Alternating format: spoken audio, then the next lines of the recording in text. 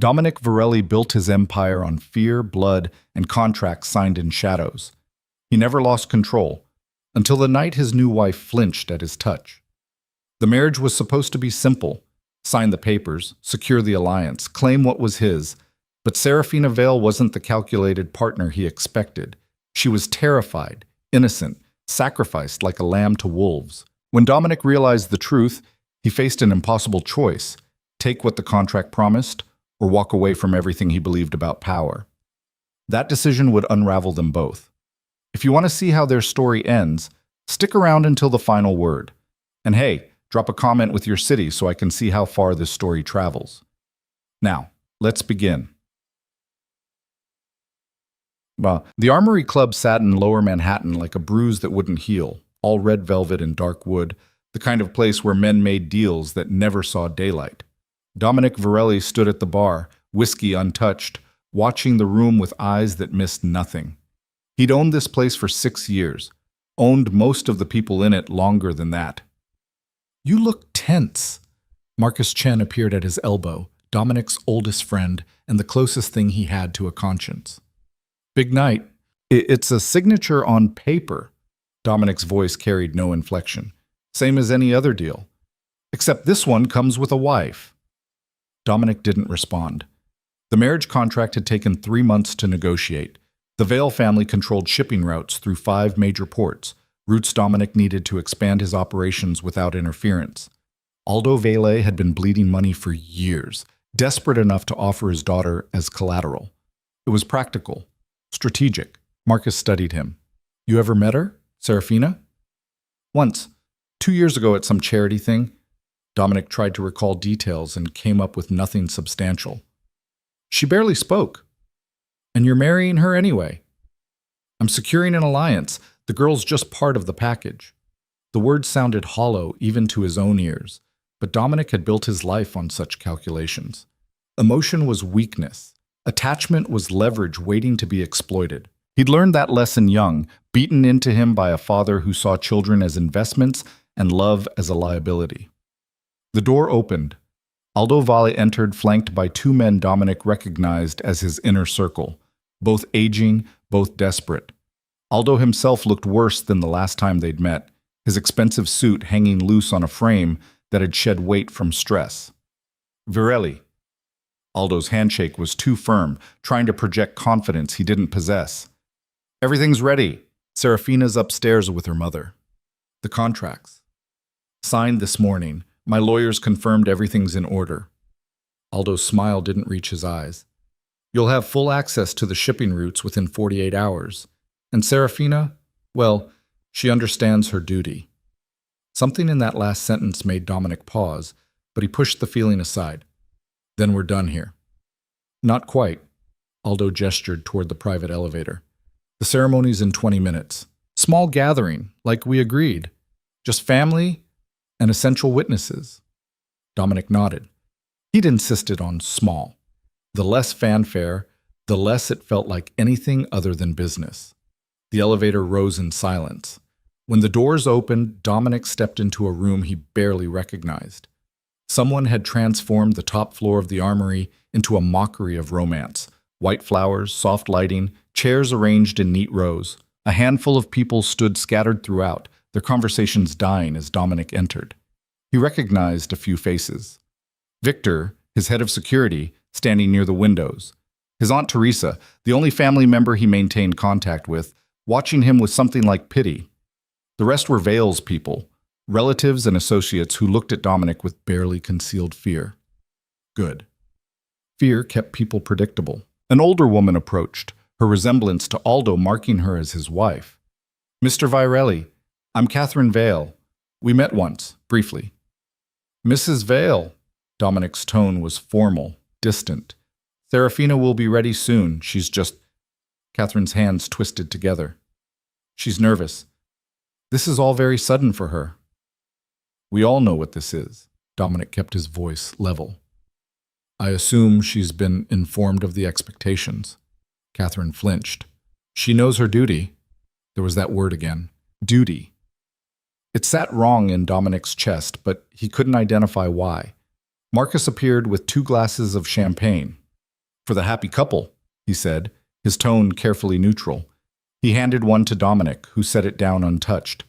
Where's the officiant? Judge Morrison's here. Aldo called in a favor. Marcus lowered his voice. You sure about this? It's not too late to... It's done. Dominic cut him off. The papers are signed.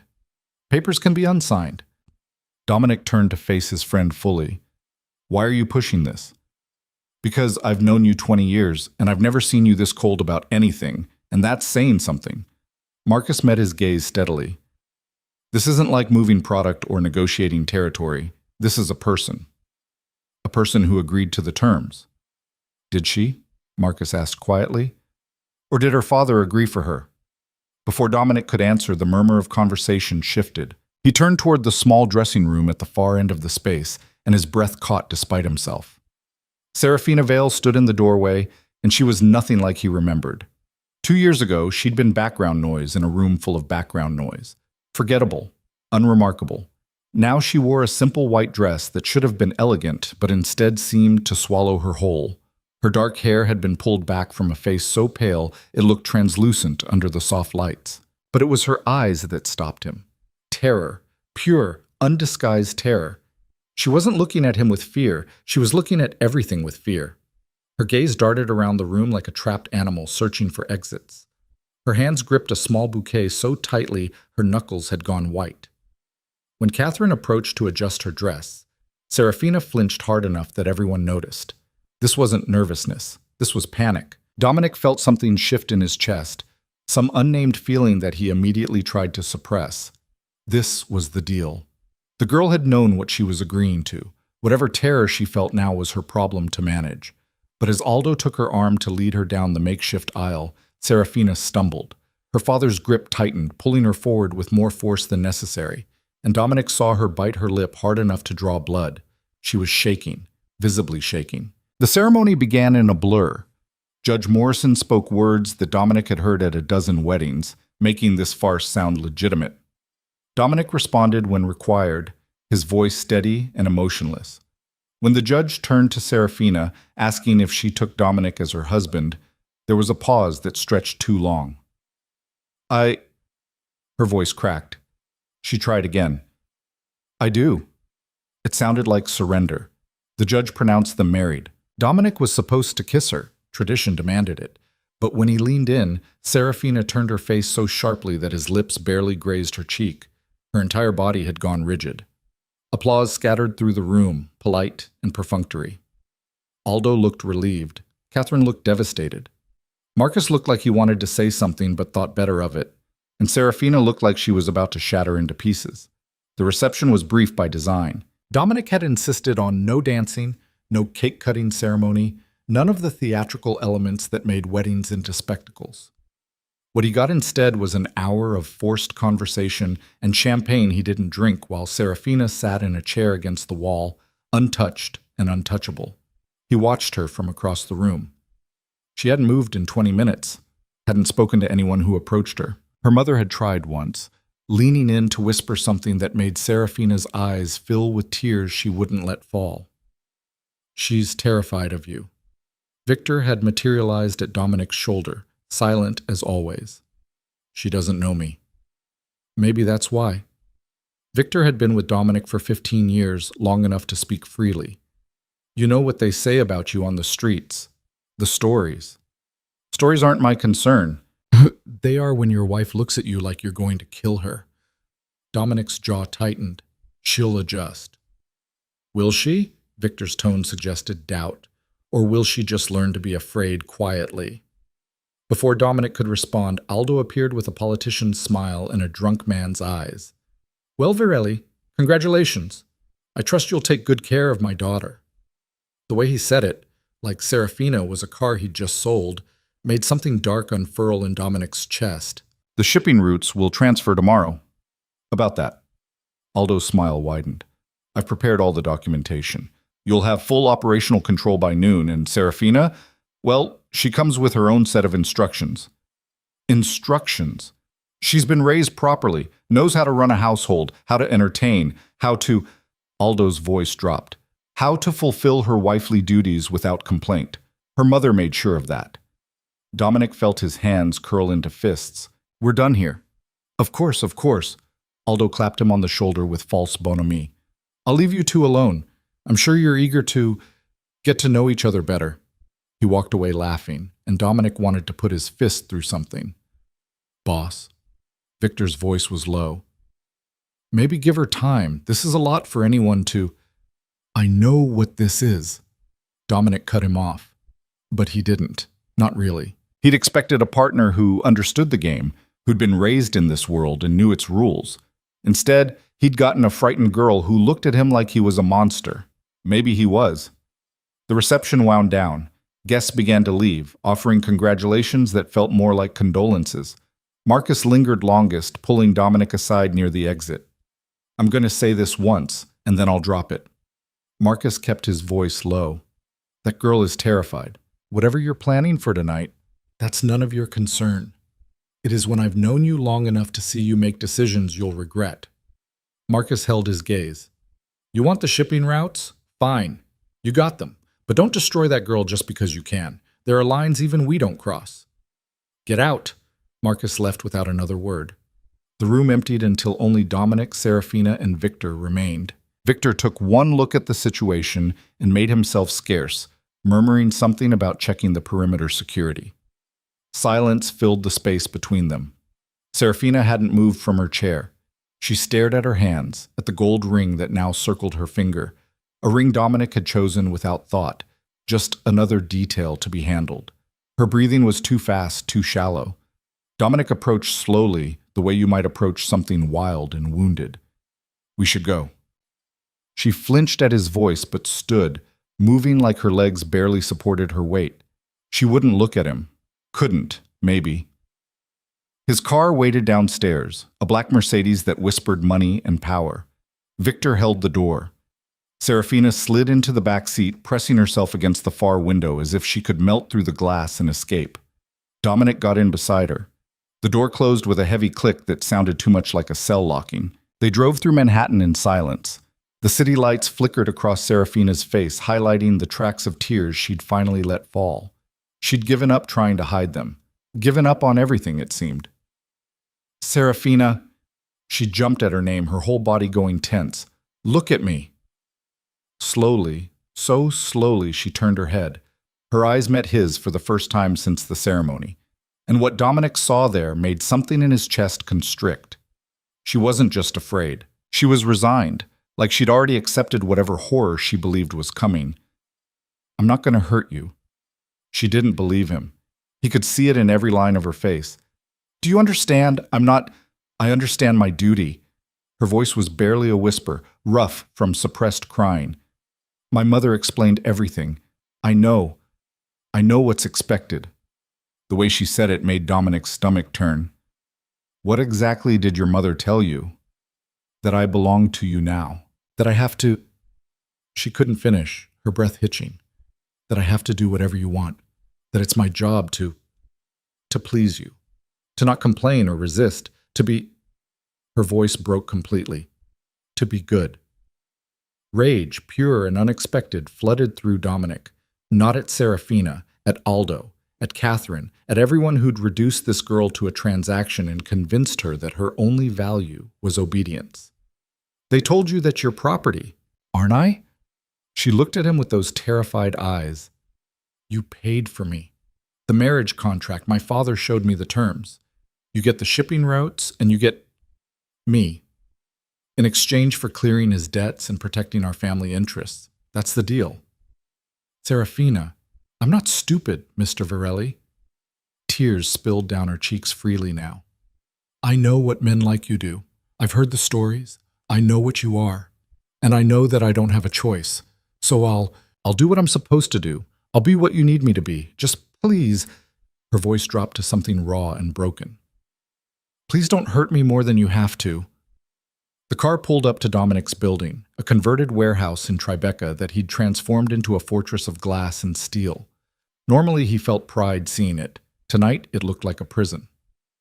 Victor opened the door. Serafina stepped out on unsteady legs, and when Dominic touched her elbow to guide her, she jerked away so violently she nearly fell. They rode the private elevator to the penthouse in suffocating silence. Serafina stared at the floor, counting each second like a prisoner walking to execution.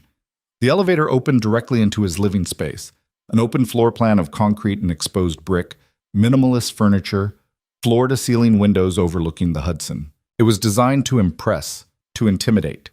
Looking at it through Serafina's eyes, Dominic saw only how cold it felt. She stood just inside the entrance, frozen.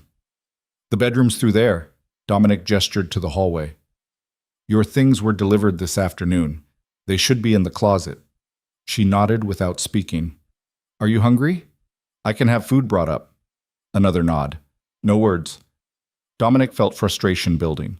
He'd dealt with hostile negotiations, with men who wanted him dead, with situations that required split-second decisions with life or death consequences.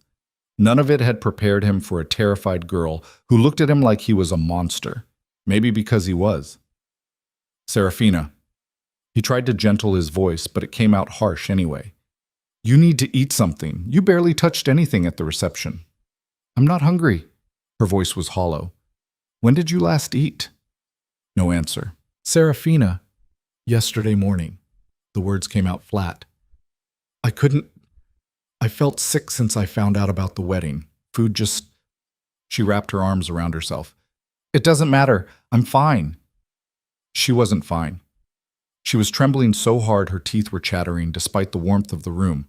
Dominic moved toward her, and she backed up immediately, her shoulders hitting the wall. Panic flashed across her face.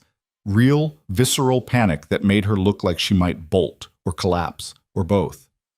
He stopped, raised his hand slowly, palms out.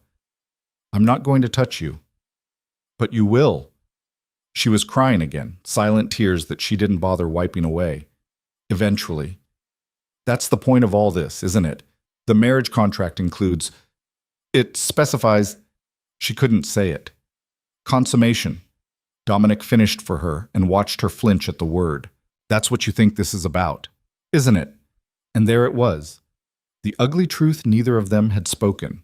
The marriage contract, in all its cold legal language, included provisions about heirs, about the continuation of bloodlines, about expectations that required intimacy whether either party wanted it or not. Dominic had barely registered those clauses when he signed.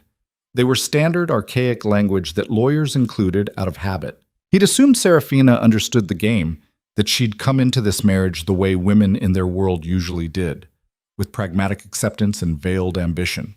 He hadn't expected innocence, hadn't expected terror, hadn't expected to feel like a predator facing prey. "Go to the bedroom," he said finally. "Take a shower, change into something comfortable. I'll have food sent up."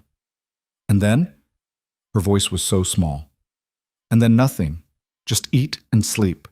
That's all." She didn't believe him. "My mother said the first night is important, that we have to..."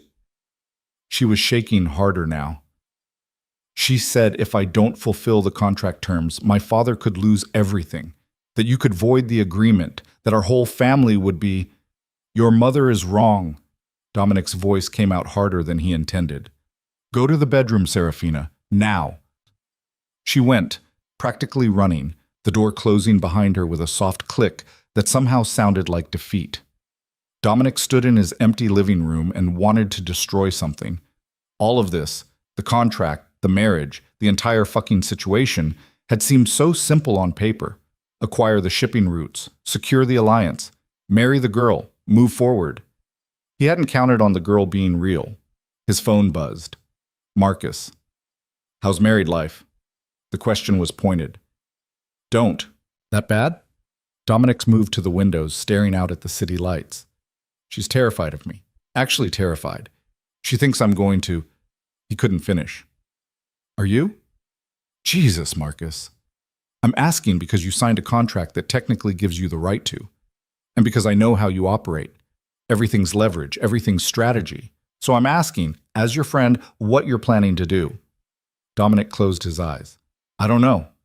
We'll figure it out fast. Because that girl in there, she's not an asset or a business deal. She's a person.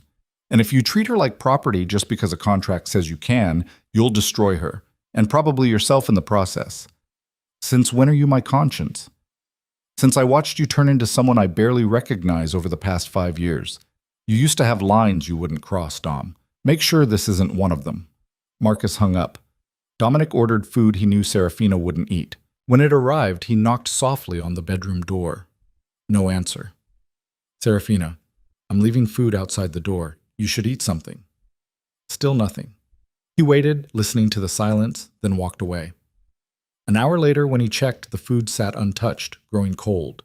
Dominic spent the night in his office, reviewing contracts and reports he'd already memorized, anything to avoid thinking about the terrified girl sleeping, or not sleeping, in his bed. When dawn broke over the Hudson, he still hadn't found answers to questions he didn't want to ask. The penthouse was silent when he emerged. The bedroom door remained closed. The food he'd left was gone, though whether she'd eaten it or thrown it away, he couldn't tell. He had meetings all morning, calls with his lawyers about the shipping route transfers, a sit-down with Victor about security for a new acquisition, a tense negotiation with a supplier who thought he could skim product without consequences. Dominic handled it all with mechanical efficiency, his mind only half present. When he returned to the penthouse that evening, he found Serafina in the kitchen. She'd changed into jeans and an oversized sweater that made her look impossibly young. Her hair was loose, still damp from a shower. She was attempting to cook something, her movements uncertain and clumsy. "You don't have to do that." Dominic's voice made her jump, the knife she was holding clattering to the counter. "I have people who prepare meals."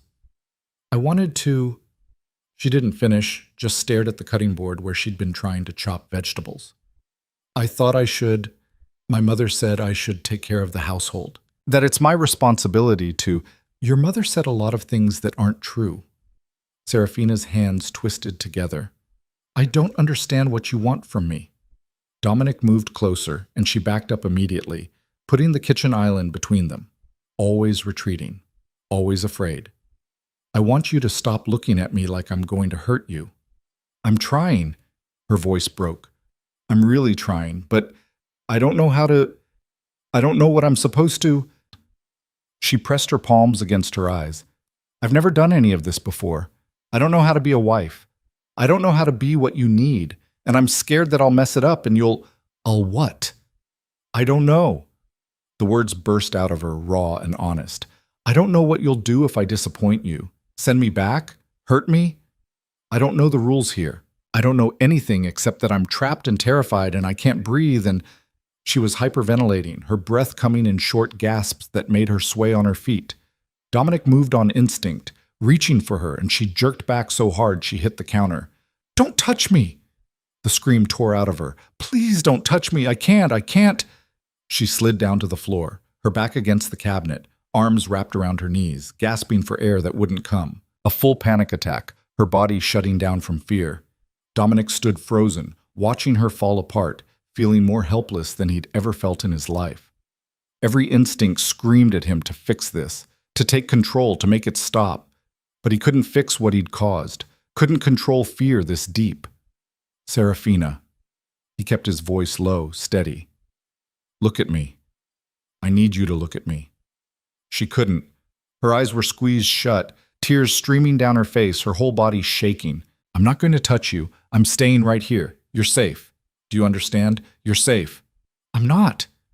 The words came between gasping breaths. "I'll never be safe again. I belong to you now. My father sold me like I was nothing, and you bought me, and I have no choice. I have no way out. I can't breathe." Dominic lowered himself to the floor slowly, staying several feet away. "Just breathe. In through your nose, out through your mouth. Come on. With me." He demonstrated, exaggerating each breath, and after a moment she tried to follow. It took several minutes before her breathing steadied, before the panic receded enough for her to speak. "I'm sorry." She wouldn't look at him. "I'm sorry, I shouldn't have. I was supposed to stay calm. My mother said I had to stay calm and be good and not cause problems. But I can't. I just can't stop apologizing. But I—" "Serafina." He waited until she finally met his eyes. "What did they tell you about me? Specifically?" She bit her lip. "That you're dangerous, that you've killed people, that everyone in the city is afraid of you, that you get what you want no matter what it takes, that if I don't—" She stopped. "If you don't what?" If I don't keep you happy, you could destroy my whole family. That the contract gives you power over all of us now, that I'm responsible for making this work." Dominic felt rage building again, cold and focused. Aldo had done this, had taken his own daughter and weaponized her fear to ensure compliance, had convinced her that her only value was obedience, that her only purpose was to satisfy a monster's demands. "Your family used you." The words came out harsh. "They put you in an impossible situation and told you it was your duty. They made you believe that you have to sacrifice yourself to save them. That's not protection, Serafina. That's cowardice." "They didn't have a choice. We were losing everything. My father's debts, the legal problems, the threats from—" She stopped, seeming to realize she was saying too much. "From who?" She shook her head. "Serafina. Who was threatening your family?" "It doesn't matter now. You own the shipping routes. You have the power to protect us from anyone who—" Again, she stopped herself. Dominic felt pieces clicking into place, a picture forming that he didn't like. Your father wasn't just in debt. He'd made enemies. People who were coming for him. And instead of facing them himself, he used you as a shield. He was trying to save us.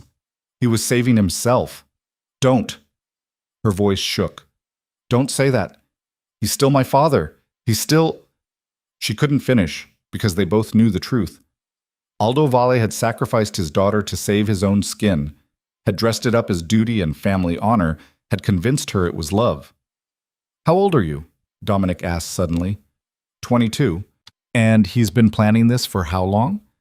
I don't know, a few months, maybe longer. I only found out 2 weeks ago. She pulled her knees tighter to her chest. I came home and my mother sat me down and explained everything. The debts, the threats, the marriage contract. She said it was the only way, that I had to do this for the family, that it was my responsibility as the oldest daughter. You have siblings, 2 younger sisters, still in school. Something shifted in her expression, fierce protectiveness breaking through the fear. They can't know about any of this. They think I'm getting married because I want to, because it's... She laughed bitterly. Because it's romantic. What do they know about me? Nothing real, just that you're successful, powerful. My mother made you sound almost respectable. Serafina wiped at her tears with the sleeve of her sweater. They don't know what you actually do, what you actually are. And what am I? She looked at him then, really looked at him, and Dominic saw himself through her eyes. A man who built empires on violence, who took what he wanted, who inspired fear in everyone he encountered.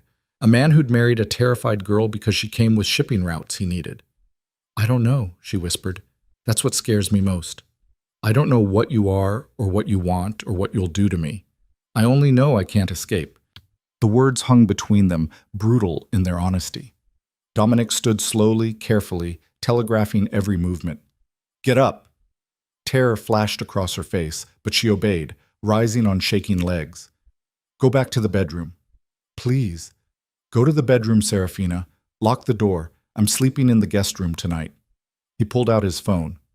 I'm ordering food. Real food, not whatever you were trying to make.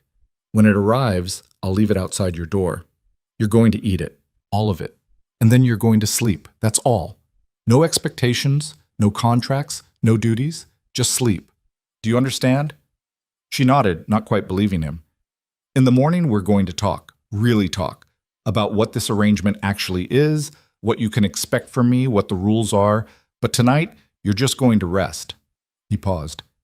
Can you do that? I think so. Good. Now go. She went.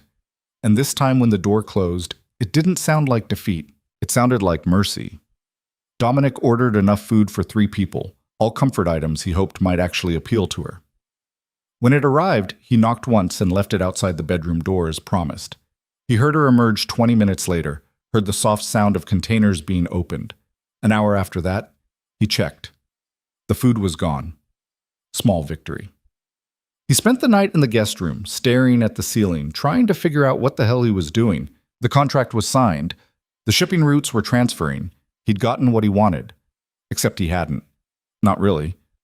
Because what he'd actually gotten was a terrified girl who'd been sold to save a coward's skin, a situation that made him feel more like a villain than any of the actual crimes he'd committed, and a marriage that felt less like an alliance and more like a cage. And somewhere in the darkness, in his own bedroom, Serafina was probably lying awake too, counting the hours until she'd have to face him again, convinced that mercy was just another form of cruelty waiting to reveal itself. Dominic had built his empire on reading people, on understanding leverage, on knowing exactly how to get what he wanted. But he'd never wanted to be someone's nightmare, never wanted to be the monster a frightened girl saw when she closed her eyes. The question was, could he be anything else? Or was this who he'd become? Someone so steeped in violence and power that even kindness looked like a threat?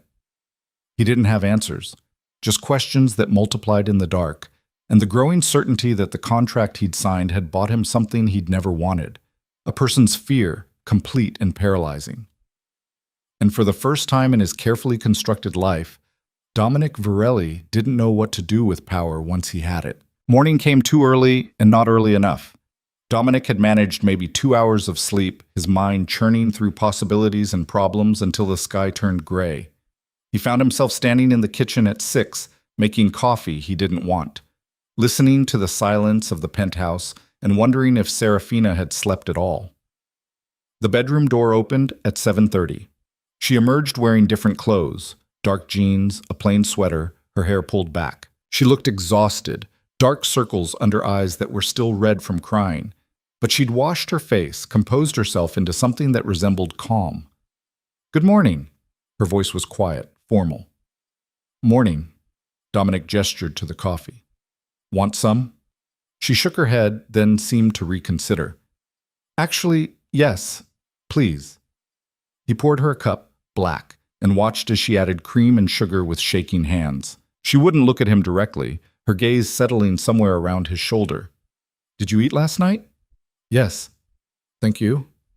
She took a sip of coffee, winced at the heat. "It was more than I could finish." "But you ate some." "Most of it, actually. I was hungrier than I thought."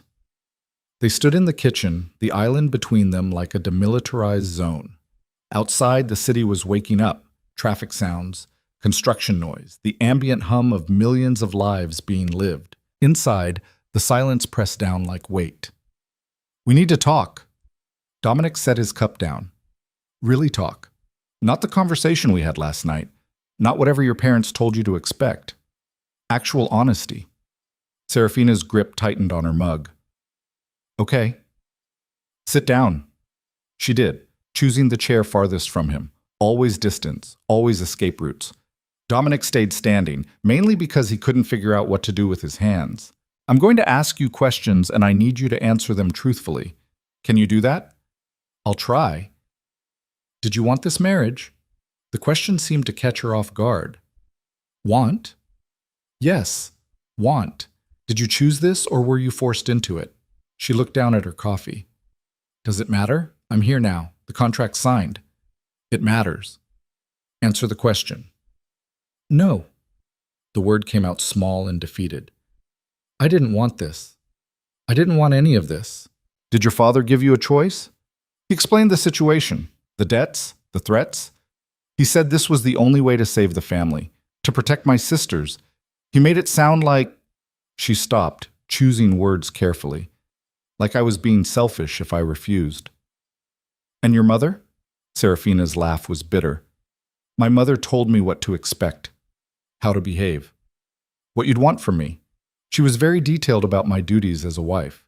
She finally looked up at him. "She made it clear that everything depended on me keeping you satisfied, that if I failed, everyone would suffer." Dominic felt anger rising again, cold and focused. "Your parents sold you and then blamed you for the transaction. They were desperate. They were cowards. Stop saying that." Her voice shook. "They're still my family. They sacrificed you to save themselves." Dominic leaned against the counter. "That's not love, Serafina. That's using you as a human shield. What would you know about love?" The words burst out before she could stop them. Her hand flew to her mouth. "I'm sorry. I shouldn't have. You're right. I don't know much about love." He kept his tone even. "But I know exploitation when I see it. And I know your father used his own daughter as collateral because he was too weak to face his own mistakes." Serafina stood abruptly, her chair scraping against the floor. You don't understand. You can't understand what it's like to watch your family falling apart, to see your father being threatened, to know that people want to hurt the people you love. When he told me I could fix it, that I could save everyone by just doing this one thing, what was I supposed to say? No? Let them all suffer because I was too scared? Yes. Dominic's answer was immediate. You were supposed to say no. You were supposed to tell your father to handle his own problems instead of making them yours. Easy for you to say, you have power. You have choices. She gestured helplessly. I had duty, responsibility, 2 sisters who needed protection and a family that needed saving. What kind of person would I be if I walked away? A person who valued her own life. My life isn't worth more than theirs. The statement hung in the air, stark and revealing. Dominic studied her. This girl who'd been taught that her worth was measured in sacrifice, that love meant erasure, that being good meant disappearing. Who told you that? No one had to tell me. It's just, she wrapped her arms around herself. It's just true. My sisters are still young. They have futures ahead of them. And my parents, for all their mistakes, they're still my parents. They needed help, and I could provide it. That's all this is. That's not all this is. Dominic moved closer, and she backed up immediately. He stopped, raising his hands. I'm not going to touch you, but listen to me. Your father made bad deals with dangerous people. Instead of facing consequences, he found a way to trade you for protection and profit. The shipping routes alone are worth millions. Add in the alliance, the territorial advantages, the connections to his networks. He didn't just save himself, Serafina. He got rich off selling you. She flinched like he'd struck her. That's not... He wouldn't he? The contract's transferred yesterday. Do you know what your father netted from this deal? Beyond the debt forgiveness and protection? I don't want to know. $3 million, cash, plus percentage points on all future shipping revenue through his ports. Dominic watched her face pale. He sold you for $3 million and a steady income stream. That's not desperation. That's business. Serafina sank back into her chair, her legs seeming to give out. No, he said it was just about protection, just about keeping us safe. He lied. You're lying.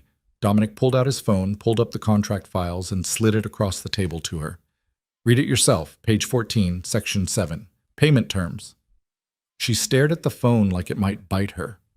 Then, slowly, she picked it up. Her eyes scanned the text, and Dominic watched the moment she found it, the moment reality shattered whatever illusions she'd been clinging to. Her face crumpled. Oh. The word was barely audible. Oh no. I'm sorry. Don't. She pushed the phone back toward him. Don't apologize. You just showed me who my father really is. That's not something to be sorry for. But she was crying again, silent tears that she didn't try to hide. Not the terror of last night.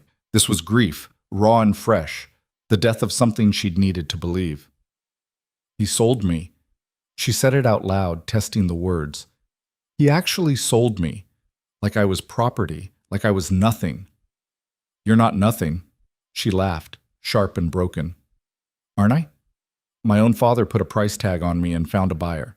That's the literal definition of nothing. Dominic wanted to argue, but what could he say? She was right. Aldo had commodified his own daughter, had reduced her to an asset to be traded, and Dominic had been the one to make the trade. I didn't know. The words felt inadequate.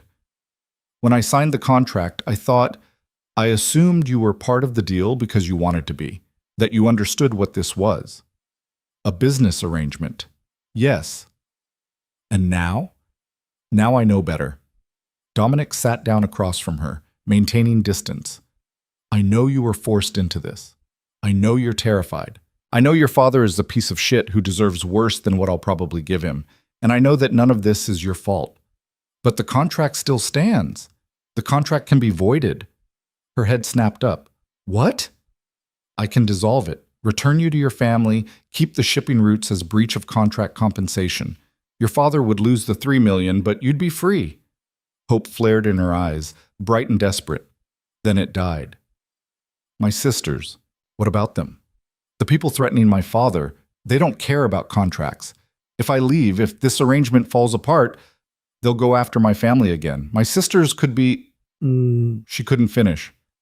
At least this way with you, they're protected. You have the power to keep them safe. You'd stay in a marriage you don't want to protect siblings. Your father should be protecting himself. They're 8 and 10 years old. They don't deserve to suffer because our father's a coward. She wiped at her tears angrily. So, yes, I'll stay. I'll do whatever the contract requires. I'll be whatever you need me to be. Just, please keep them safe. Dominic felt something shift in his chest, some recognition of the impossible position she was in. She couldn't leave without abandoning her sisters, couldn't stay without destroying herself. Trapped between loyalty and survival with no good options. What if there was a third choice? There isn't. What if you stayed, but the terms changed? Serafina looked at him warily. Changed how? We stay married on paper. I maintain protection for your family, keep your sisters safe, make sure your father's enemies stay away. But between us, the expectations change. I don't understand. Dominic chose his words carefully. The contract says we're married. It doesn't say you have to be terrified of me. It doesn't say you have to sacrifice yourself. We can make this arrangement into something bearable. Bearable? She tested the word. What does that mean? It means I'm not going to force you into anything. Not intimacy, not performance, not whatever duties your mother told you about. You live here, we maintain appearances when necessary, and your family stays protected. But behind closed doors, you're free. Free. The word sounded foreign in her mouth. I don't believe you. I know. You shouldn't. Not yet. But I'm offering anyway. She studied him for a long moment, trying to find the trap. Why would you do that? What do you get out of it? The shipping routes, the alliance, strategic advantages. He paused. And maybe the ability to sleep at night. You don't strike me as someone who loses sleep over his decisions. I didn't used to be. But watching you fall apart last night because you thought I was going to... He stopped. Let's just say it wasn't my finest moment. You felt guilty. I felt like a monster. Maybe you are one. There was no venom in her voice, just observation. Maybe we're both just trying to survive in a situation neither of us wanted. Maybe. They sat in silence, the morning light getting stronger through the windows. Somewhere in the building, someone was playing music, the bass line vibrating through the walls. Normal life, happening all around them while they negotiated the terms of captivity. I need guarantees. Serafina's voice was stronger now, less shaky. If I'm staying, if I'm doing this, I need to know my sisters are actually safe. Not just promised safety, actual protection. Done. I'll assign security to them. Discreet, but effective. And my father's debts? The threats? Already handled. As of yesterday, your father's creditors answer to me. Anyone who comes after him comes after me. Dominic leaned forward. Your sisters are untouchable now. Your family has my protection whether your father deserves it or not. What about the $3 million he got? What about it? Can you take it back? Make him return it? Dominic raised an eyebrow. Why would you want that? Because I don't want him profiting off this. I don't want him to think he made a good deal. Her voice went hard. I want him to understand what he did, what he cost me. There was steel underneath the fear, Dominic realized. A spine she'd been taught to hide but hadn't lost. I can make that happen. But it might make things difficult for your family financially. Good. Let him struggle. Let him feel what desperation actually looks like instead of using me as a solution. She met Dominic's eyes directly for the first time. I'll sacrifice myself for my sisters, but I won't let my father profit from it. Consider it done. Oh, just like that? Just like that. Dominic pulled out his phone, typed a message to his lawyers. By end of business today, the $3 million gets reclassified as a loan with aggressive terms. He'll wish he never took it. Something that might have been satisfaction crossed Serafina's face. Thank you. Don't thank me.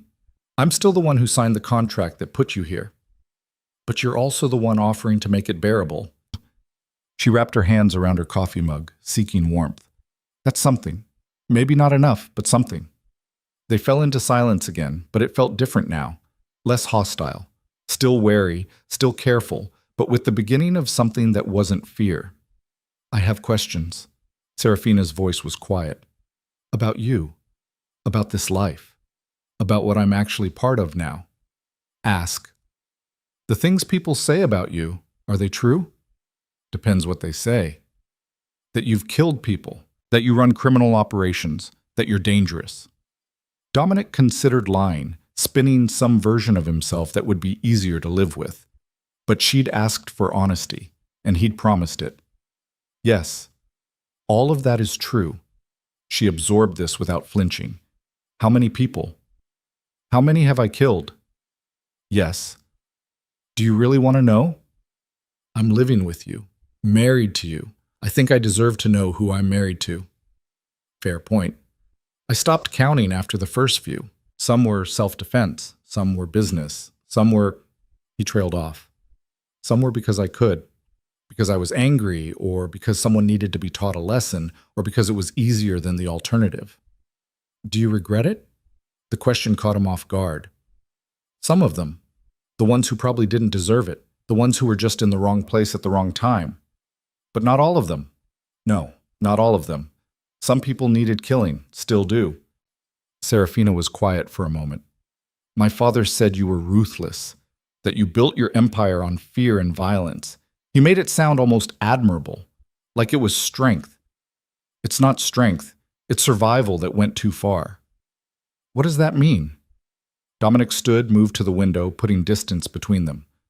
I grew up in a house where weakness got you beaten, where showing emotion meant giving someone leverage to use against you, where the only way to survive was to be harder, meaner, more willing to do terrible things than everyone around you. So that's what I became. And it worked. I survived. Built something, made myself into someone people feared instead of someone who got hurt. But somewhere along the way, survival turned into empire building. Fear turned into power. And I stopped asking whether I should do something and started just doing it. Because I could. Because no one could stop me. He turned to face her. Your father was right. I am ruthless. I am dangerous. And I've done things that would make you run if you had anywhere to run to. I'm not running. You should be. But I'm not.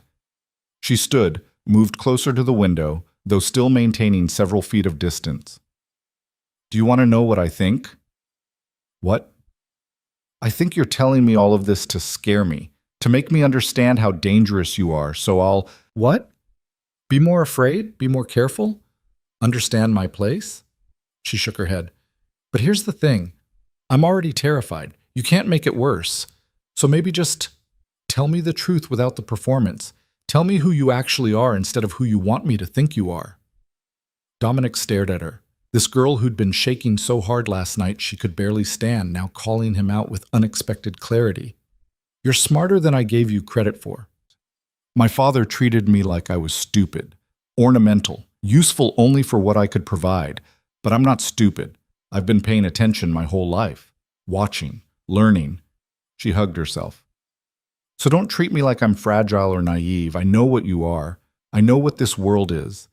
I'm just trying to figure out how to survive in it. Fair enough. Dominic returned to the table, sat down.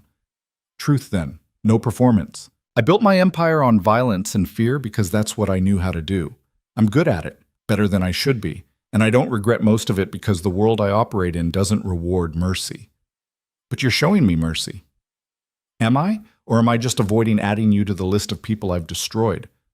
Does it matter which one it is? I don't know. And that was the truth.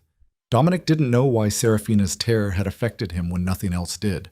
Didn't know why her fear felt different than the fear he saw in business rivals or enemies or people who owed him money. Didn't know why the idea of forcing her into anything made him feel like he was crossing a line he couldn't uncross. They sat across from each other, two people trapped in a situation neither wanted, trying to find a way to make it survivable. What happens now? Serafina asked finally. Now we figure out how to live together without destroying each other. That's it? That's the plan? That's the start of the plan. The rest we make up as we go. She almost smiled. Almost. You don't strike me as someone who makes things up as you go. I don't usually have to. Most situations I can control. This, he gestured between them. This is new territory for both of us. Yeah. The silence that followed felt different, not comfortable, not yet, but not hostile either. Just two people beginning to see each other as actual people instead of roles in a transaction. I need to go out, Dominic stood. Business I can't postpone. Victor will be here. If you need anything, tell him. Victor, you're head of security. Yes, he looks intimidating, but he's... Dominic paused. He's actually decent. You'll be safe with him. Safe. She said the word like she was still learning what it meant. Okay. There's food in the kitchen. Help yourself to anything. The TV works. There are books in the office. The gym's on the second floor if you want it. This is your space now, too. My space. She looked around the penthouse like she was seeing it for the first time. I don't know what to do with space. What do you mean? I've spent my whole life in my father's house, following my mother's rules, being who they needed me to be. I've never had space that was just mine, never had time that wasn't scheduled or supervised or controlled. She met his eyes. I don't know how to just be, without someone telling me what I'm supposed to do. The admission gutted him in ways he didn't expect. Then learn. You've got time now, nothing but time. And when you come back? When I come back, we have dinner, we talk, we keep figuring this out. He moved toward the door, then stopped. Serafina, I meant what I said last night. I'm not going to hurt you, not physically, not sexually, not in any way. That's not what this is. Then what is it? Honestly, I'm still figuring that out. He left before she could respond, the elevator doors closing on her uncertain face. As he descended toward the lobby, Dominic felt the weight of what he'd committed to settling on his shoulders. He'd made promises he wasn't sure he could keep, offered mercy he didn't know if he possessed, tried to be someone he'd never been before. Victor was waiting in the lobby, leaning against the wall with his arms crossed. How'd it go? She knows about the money, about what her father did. How'd she take it? Better than I expected. Worse than she should have to. Dominic headed for the exit.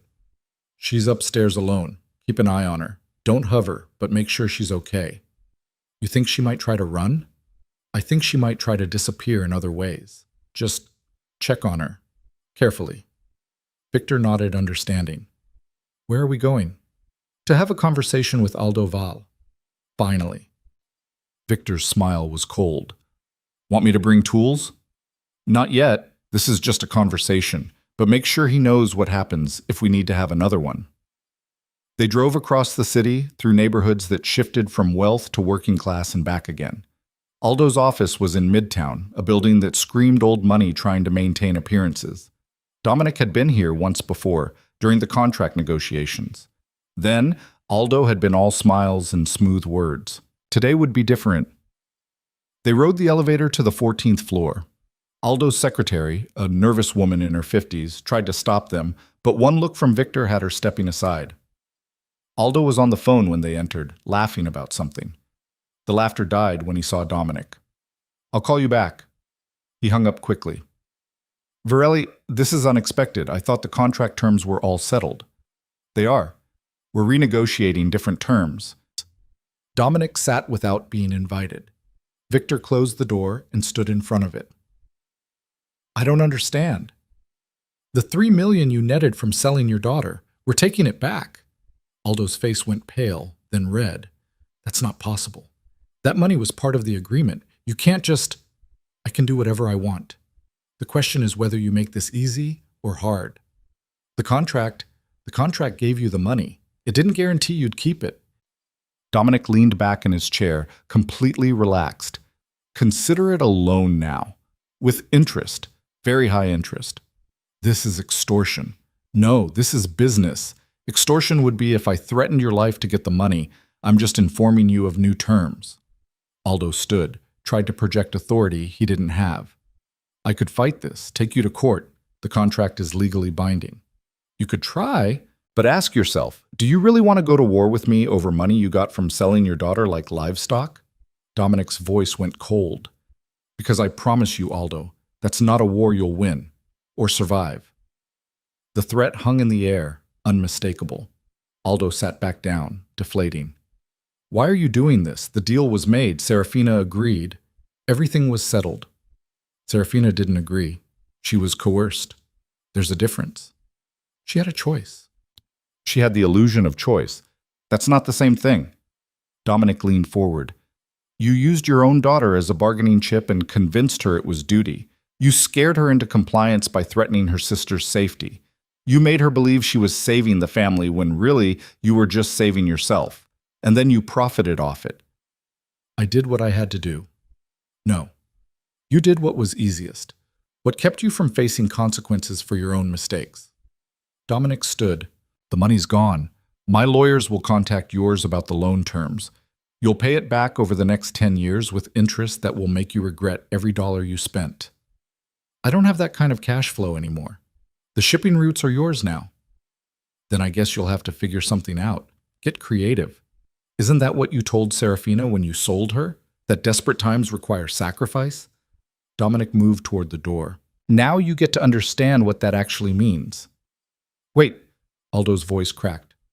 My daughters, the younger ones, the protection you promised, is still in place. Unlike you, I don't punish children for their father's sins.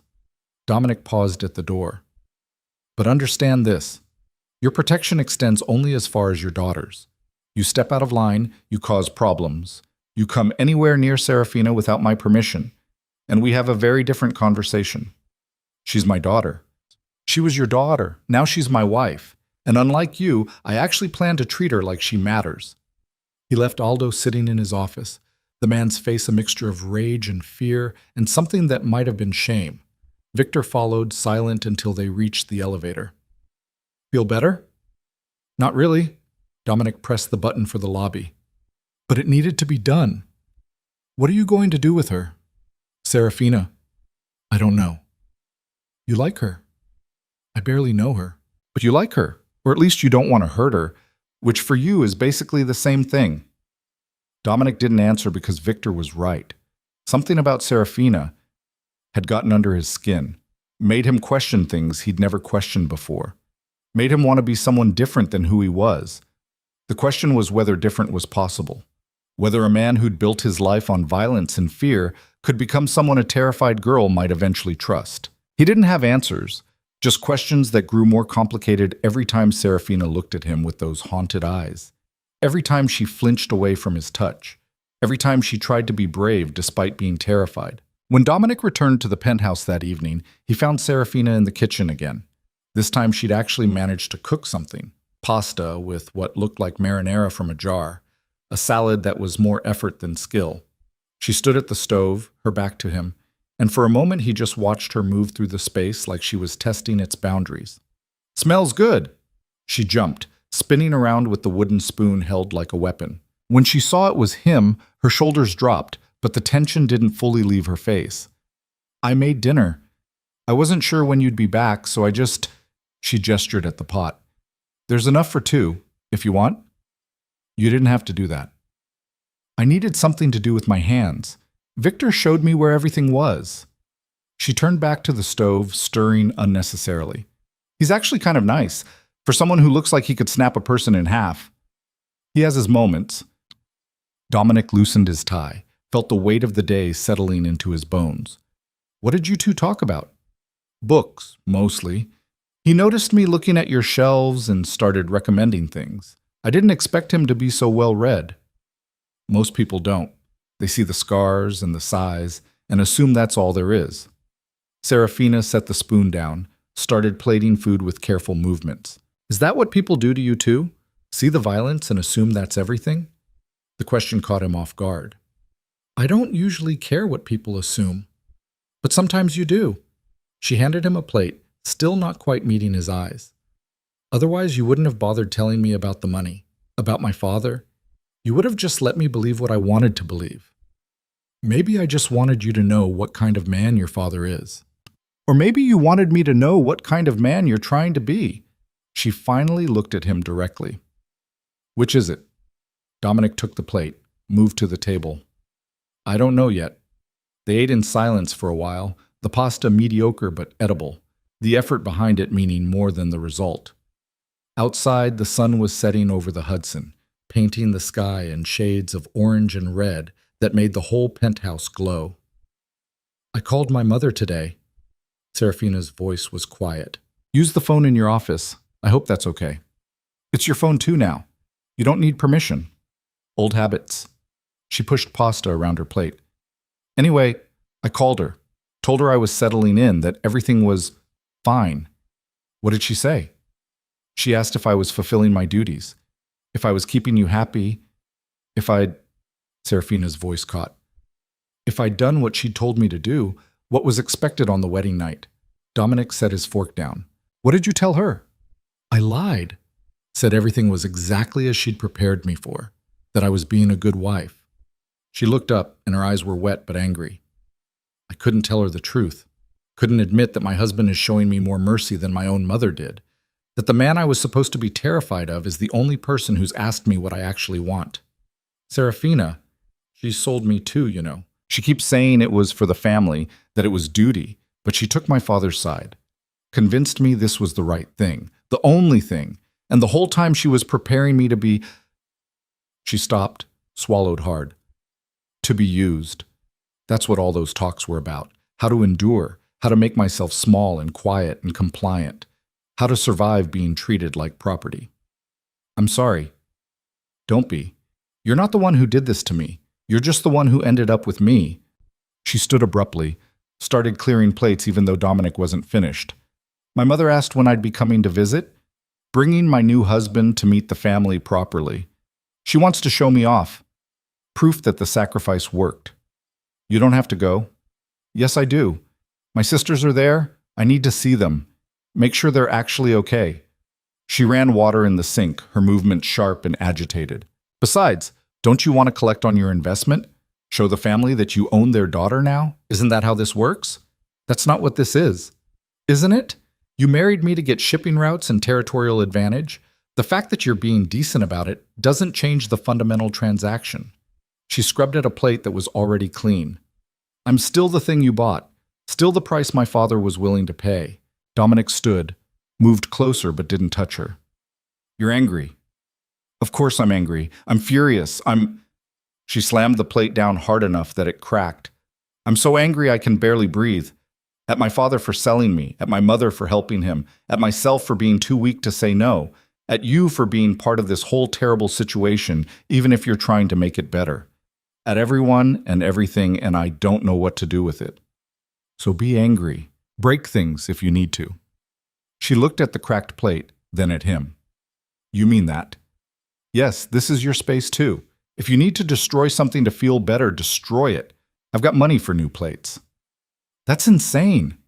"Probably, but it's better than keeping it all inside until it poisons you." Serafina stared at him for a long moment, something shifting behind her eyes. Then she picked up the cracked plate and threw it against the wall. It shattered with a satisfying crash, pieces scattering across the floor. She stood there breathing hard, looking shocked at herself. Then she started laughing, this wild, broken sound that was half sob. "Oh my God, I just threw a plate." "Feel better?" "Actually, yes. That was—" She laughed again, wiping at her eyes. "That was kind of amazing." "Want to throw another one?" "No, maybe. I don't know." She slid down to the floor, sitting among the broken pieces. "I've never broken anything on purpose before. Never let myself be angry like that. It was always just swallow it down. Be good. Don't make waves." Dominic grabbed a broom, started sweeping up the mess. "You can make waves here. You can be angry. You can break every plate in the kitchen if it helps." "You really mean that?" "Yes." She watched him sweep, this strange domestic moment in the middle of chaos. "Why are you being so nice to me?" "I'm not nice. Ask anyone who knows me." "But you are. To me. Why?" Dominic dumped the broken plate in the trash, leaned against the counter. "Honestly, I don't know. Maybe because watching you suffer feels worse than any business I've ever done. Maybe because I'm tired of being the monster everyone thinks I am. Or maybe I just recognize that you got dealt a terrible hand and the least I can do is not make it worse. Those are all very logical reasons." "What do you want me to say?" That I care about you? We've known each other for 2 days. But you do care. A little bit. Otherwise, none of this would matter. She was right, and that realization unsettled something in Dominic's chest. He'd spent 20 years carefully not caring about people, treating relationships as transactions, keeping everyone at arm's length. And now this girl he'd married for shipping routes was making him feel things he'd successfully avoided feeling. We should set some ground rules. He changed the subject. Things you're comfortable with, things you're not. Boundaries. Serafina pulled her knees to her chest. Like what? Like touch. I know you don't want me touching you. That's fine. But what about in public? If we need to maintain appearances, can I put my hand on your back? Hold your hand? She considered. If you warn me first, if I know it's coming and it's just for show, I can handle it. But don't surprise me. And nothing more than that. No kissing, no anything else. Agreed. What about living arrangements? Do you want your own bedroom? Would that be okay? It's your choice. Then yes, I'd like my own space, somewhere I can close the door and know I'm alone. Done. There are 3 other bedrooms. Pick whichever one you want, and I'll have your things moved. She blinked. Just like that? Just like that. What else? I want to work. Or volunteer. Something. I can't just sit here all day waiting for you to come home like some kind of... She struggled for the word. Like some kind of kept thing. What do you want to do? I don't know. I never got to think about it before. My parents expected me to marry well and manage a household. That was the plan. She laughed bitterly. Guess they got their wish on the marry well part. Financially speaking, anyway. What were you studying before all this? Education. I wanted to be a teacher. Elementary school kids.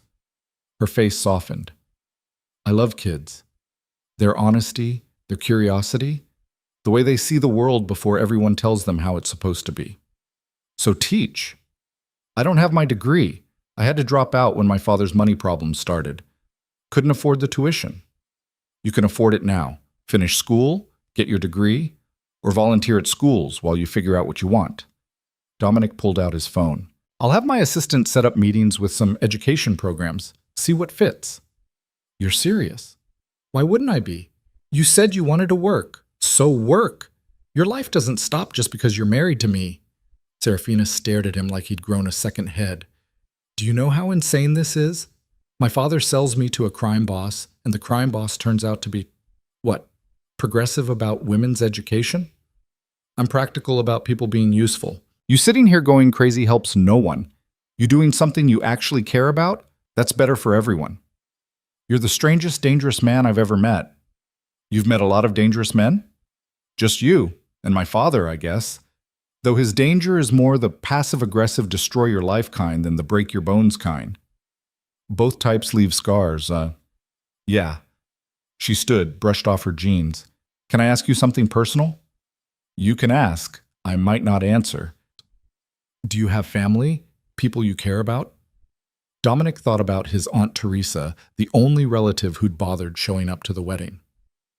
One aunt. We talk maybe twice a year. That's it. Parents? Dead, both of them. My father when I was 19. My mother a few years later. I'm sorry. Don't be. My father was a mean drunk who used his fists more than his words. My mother enabled him.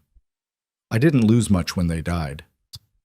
Serafina moved closer, and for the first time she initiated the proximity. Is that why you understand? Why you're trying to be different with me? Maybe. I know what it's like to be powerless, to have someone else control every aspect of your life, to be afraid in your own home. He met her eyes. I swore when I got out of that house that I'd never be powerless again, never let anyone have that kind of hold on me. And now you have that hold on me. Yes, which is why I'm trying not to use it. Trying, but you could, if you wanted. I could. There was no point lying about it. The contract gives me a lot of legal authority over you. Your father made sure of that. Would you? If I made you angry enough, if I disappointed you, would you use that authority? Dominic wanted to say no immediately, to reassure her that she was completely safe. But he'd promised honesty, and honesty meant admitting his own capacity for cruelty. I don't know. I'd like to think I wouldn't. but I've done terrible things for less reason than anger or disappointment. I can't promise you I'm suddenly a different person just because we're married." She absorbed this, nodded slowly. "Thank you for not lying. You asked for truth. Most people would have lied anyway, told me what I wanted to hear." "I'm not most people." "No." She almost smiled. "You're really not." The days that followed developed a strange rhythm. Dominic left early for meetings and business that Serafina didn't ask about. She spent mornings exploring the penthouse, afternoons talking to education programs that Victor's wife, a revelation that had surprised her, recommended. Evenings they shared dinner, sometimes in silence, sometimes with halting conversation that got easier each time. Serafina claimed the bedroom at the far end of the hall, the one with east-facing windows that caught the sunrise. Dominic had her things moved without comment. She started leaving books around the apartment, her jacket on the back of a chair, signs of habitation that made the sterile space feel more lived in. On the fourth day, Marcus stopped by unannounced. Dominic was in his office when Victor buzzed up. "Chen's here, says it's important." "Send him up." Marcus came in looking concerned. "We need to talk about the Colombo situation." "Not now." "Yes, now. They're making noise about the shipping routes, claiming we overstepped by taking Vale's territory." "It's not Vale's territory anymore, it's mine." "That's the problem. They had an arrangement with Aldo. Money flowing their direction. Now that money's gone and they're pissed." Dominic felt the old familiar anger rising. "Then they can be pissed. I'm not negotiating." "You might have to. Unless you want a war." "I've handled wars before. Not like this. Not when you've got—" Marcus lowered his voice. "Not when you've got a wife to protect." The words hit harder than they should have. Dominic stood, moved to the window. "What are you saying?" "I'm saying they know about Serafina. Everyone knows. And some people are wondering if that's a weakness they can exploit. If anyone touches her, I know, you'll burn down the city, but that doesn't help her if she's already hurt." Marcus stepped closer. "I'm not trying to scare you. I'm trying to make you think strategically. The old Dominic would have seen this coming, would have had contingencies in place." "The old Dominic didn't have complications." "You mean he didn't care about collateral damage?" Marcus studied him. "What's happening with you?" "You've been different since the wedding, distracted." "I'm handling it." "Are you?" "Because from where I'm standing, you're making decisions based on something other than business. And in our world, that gets people killed." Dominic's phone buzzed. A text from an unknown number. He opened it and felt his blood go cold. The photo showed Serafina leaving the building that morning. The angle suggested it was taken from a car across the street. No message, just the picture. "We have a problem." He showed Marcus the phone. "Shit, when did this come in?" "Just now." Dominic was already moving, heading for the living room where Serafina was reading. She looked up when he entered, saw his face, and immediately tensed. "What's wrong?" "We need to talk about security." "Security?" "Someone's watching you, taking pictures." He showed her the photo. "This was sent to me 5 minutes ago." The color drained from her face. "Who would— Why would someone—" "Because they know you matter. Because they think you're a vulnerability they can use against me." Dominic kept his voice level despite the rage building in his chest. "Which means we need to change how you move through the world." "You mean I'm a prisoner now?" "I mean you need protection, constant protection. Victor will assign a team." "No." Serafina stood, the book falling from her lap. "No, I just started feeling like I could breathe, like I had some kind of freedom. I'm not giving that up." "This isn't negotiable." "Everything is negotiable. You said I had choices here, that this could be bearable." That was before someone sent me a picture of you as a threat." "You don't know it's a threat. Maybe it's a threat." Dominic's voice went hard. "I know how this works. Someone shows you they have access, that they can get close. Next time it's not just a picture." Marcus cleared his throat from the doorway. "He's right, Serafina. This is serious. Of course you'd take his side." "I'm not taking sides. I'm trying to keep you alive." Marcus looked at Dominic. "But she's also not wrong. Lock her down too tight, and you're doing exactly what her father did, just with different words." Dominic wanted to argue, but Marcus had a point. He turned back to Serafina. What do you want? I want to feel safe, but I also want to feel human, not like some object that needs to be locked in a vault. Then what's the middle ground? She thought for a moment. Security when I go out, fine, but not hovering, not following me from room to room. And I get to maintain some kind of normal life, school, volunteering, whatever. I don't become a prisoner in my own home. Agreed, but you follow Victor's protocols. You tell someone where you're going. You don't take unnecessary risks. Because my risks become your problems. Because I don't want you hurt. The words came out more raw than Dominic intended. Is that so hard to believe? Serafina looked at him for a long moment. No, that's what scares me, that you actually mean it. Why does that scare you? Because it's easier when you're just the monster. When this is just a transaction. When I can hate you without complications. She hugged herself. But you keep being, human. And that makes everything more confusing. Marcus made a strategic exit, murmuring something about checking perimeter security. The silence he left behind pressed down like weight. I don't know how to do this. Serafina's voice was small. I don't know how to be married to you while also being terrified of what you represent. How to accept your protection while knowing it comes because someone sees me as leverage. She stopped. How to start trusting you when everything I know says I shouldn't. You shouldn't trust me. Not completely. I'm not a good man, Serafina. I'm trying to be better for you, but I don't know if better is possible. That's not reassuring. It's honest. Yeah. She sat back down, suddenly exhausted. It is that. Dominic's phone rang. Victor. We've got the car that took the photo. Traffic cam caught the plate. It's registered to one of Colombo's lieutenants. Bring him in. Quietly or loud? Dominic looked at Serafina, sitting there looking small and scared and trying so hard to be brave. Loud. I want everyone to know what happens when they threaten what's mine. He ended the call. Serafina was watching him. What are you going to do? Handle it? That means hurt someone. Maybe kill them. Probably. Because of a picture. Because of what the picture represents. Because they're testing boundaries, and I need to make it clear there are lines they don't cross. She stood, moved to the window, her reflection ghostly in the glass. This is your world. Violence and threats and proving who's more dangerous. Yes, and I'm part of it now, whether I want to be or not. Yes, then I need you to promise me something. What? That when you do whatever you're going to do, it's actually necessary, not just because you're angry or because you can, that there's a real reason. Dominic crossed to stand beside her, careful to maintain distance. They sent me a picture of you as a message. The message is that they can get to you, that they're willing to use you to hurt me. If I don't respond with overwhelming force, every enemy I have will think you're an acceptable target. That's the reason. Is it necessary enough? She nodded slowly. I hate that it makes sense. Welcome to my world. Our world now. She corrected him. For better or worse. Isn't that what the vows said?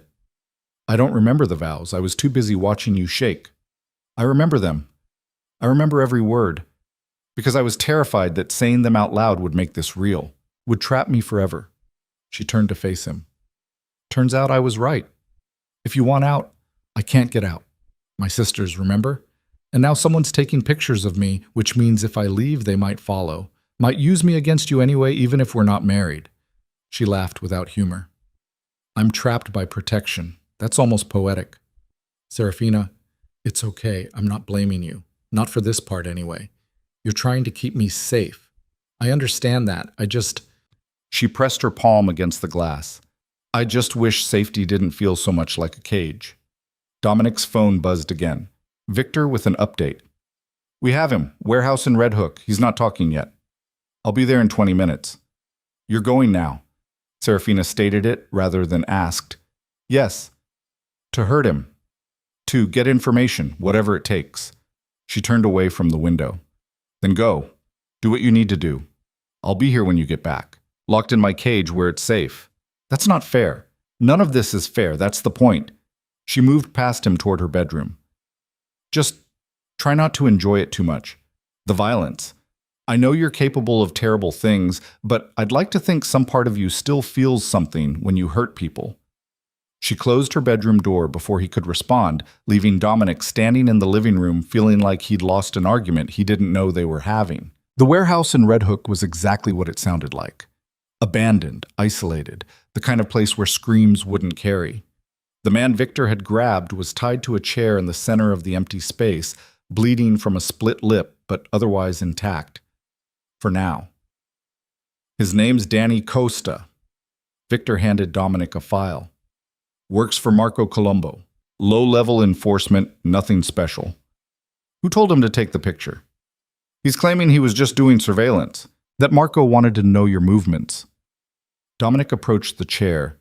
Danny looked up with defiance that was mostly performance. I don't know anything. You know who sent you, you know why, and you know what happens next if you don't start talking. Marco's going to kill me if I talk. I'm going to kill you if you don't. Question is which death you prefer. Danny swallowed hard. I want a lawyer. Dominic almost laughed. This isn't an arrest, Danny. There are no lawyers. There's just you, me, and however much pain you can take before you tell me what I want to know. I got rights. The first hit caught Danny across the face, snapping his head back. Blood sprayed from his nose. Dominic felt the familiar surge of adrenaline, the old instincts kicking in. This was what he knew, what he was good at. Try again. Who sent you? Marco Colombo. Danny was crying now. He said to watch the girl, see her patterns, report back. Report back what? When she's alone. Where she goes. If she's got protection. Danny spat blood. He's planning something, I don't know what. He doesn't tell me that stuff. But you have theories. He's pissed about the shipping routes, about you taking Vale's territory. He wants to hurt you back. By hurting her. Danny didn't answer, which was answer enough. Dominic hit him again, felt something crack under his knuckles. The violence felt good in a way that made him sick. This was who he was. This was what he did. When? I don't know. Soon. He's gathering people, making plans. That's all I know, I swear. Victor stepped forward. He's telling the truth, or he's a better liar than most. Dominic stepped back, his hands bloody. Get rid of him. Wait. Danny's voice went high with panic. You said if I talked... I said I'd kill you if you didn't. Never promised I wouldn't kill you if you did. Dominic turned to Victor. Make it quick. He cooperated. Please. Dominic walked out before he could hear the end of Danny's begging. Outside, the night air felt cold against his face. His hands were shaking, not from fear, but from the cocktail of violence and adrenaline that always left him feeling simultaneously powerful and hollow. His phone buzzed. A text from Serafina. Did you get your answers? He stared at the message, surprised she'd reached out. Yes. Are you okay? The question almost made him laugh. When was the last time someone had asked him that? I'm fine. Be home in an hour. I'll leave dinner out for you. Such a domestic response to bloodshed, such a strange life they were building. When Dominic got back to the penthouse, he found Serafina curled up on the couch reading. She looked up when he entered, took in his bloody knuckles and the hollowness in his eyes. Go clean up. I'll heat the food. He did, scrubbing the blood away and changing clothes, trying to wash off the feeling of what he'd done. When he emerged, she had pasta and bread waiting, a glass of wine poured. They ate in silence. Serafina didn't ask about the blood or what had happened in that warehouse. Didn't ask if the man was alive or dead, just sat across from him and shared a meal like this was normal. I talked to a volunteer coordinator today. Her voice was casual. At an elementary school in Brooklyn. They need reading tutors. That sounds good. I start next week, Tuesdays and Thursdays. Victor will arrange security. I figured. She took a sip of wine. The coordinator seemed nice, normal. She has no idea who I'm married to. Does that bother you? No, it's kind of refreshing, actually, being just Serafina for a few hours. Not the girl who got sold or the wife of a dangerous man. Just me. You're allowed to be just you here, too. She looked at him, something sad in her eyes. Am I, though? Can I really be just me when I'm constantly aware of what you are? Of what you're capable of? I don't know. Me neither. She set her fork down. I'm trying, Dominic. I'm really trying to find a way to exist in this situation. To not hate you. To not hate myself for not hating you. But it's hard when you come home with bloody hands and I'm just supposed to pretend it's normal. You want me to lie? Pretend I'm something I'm not?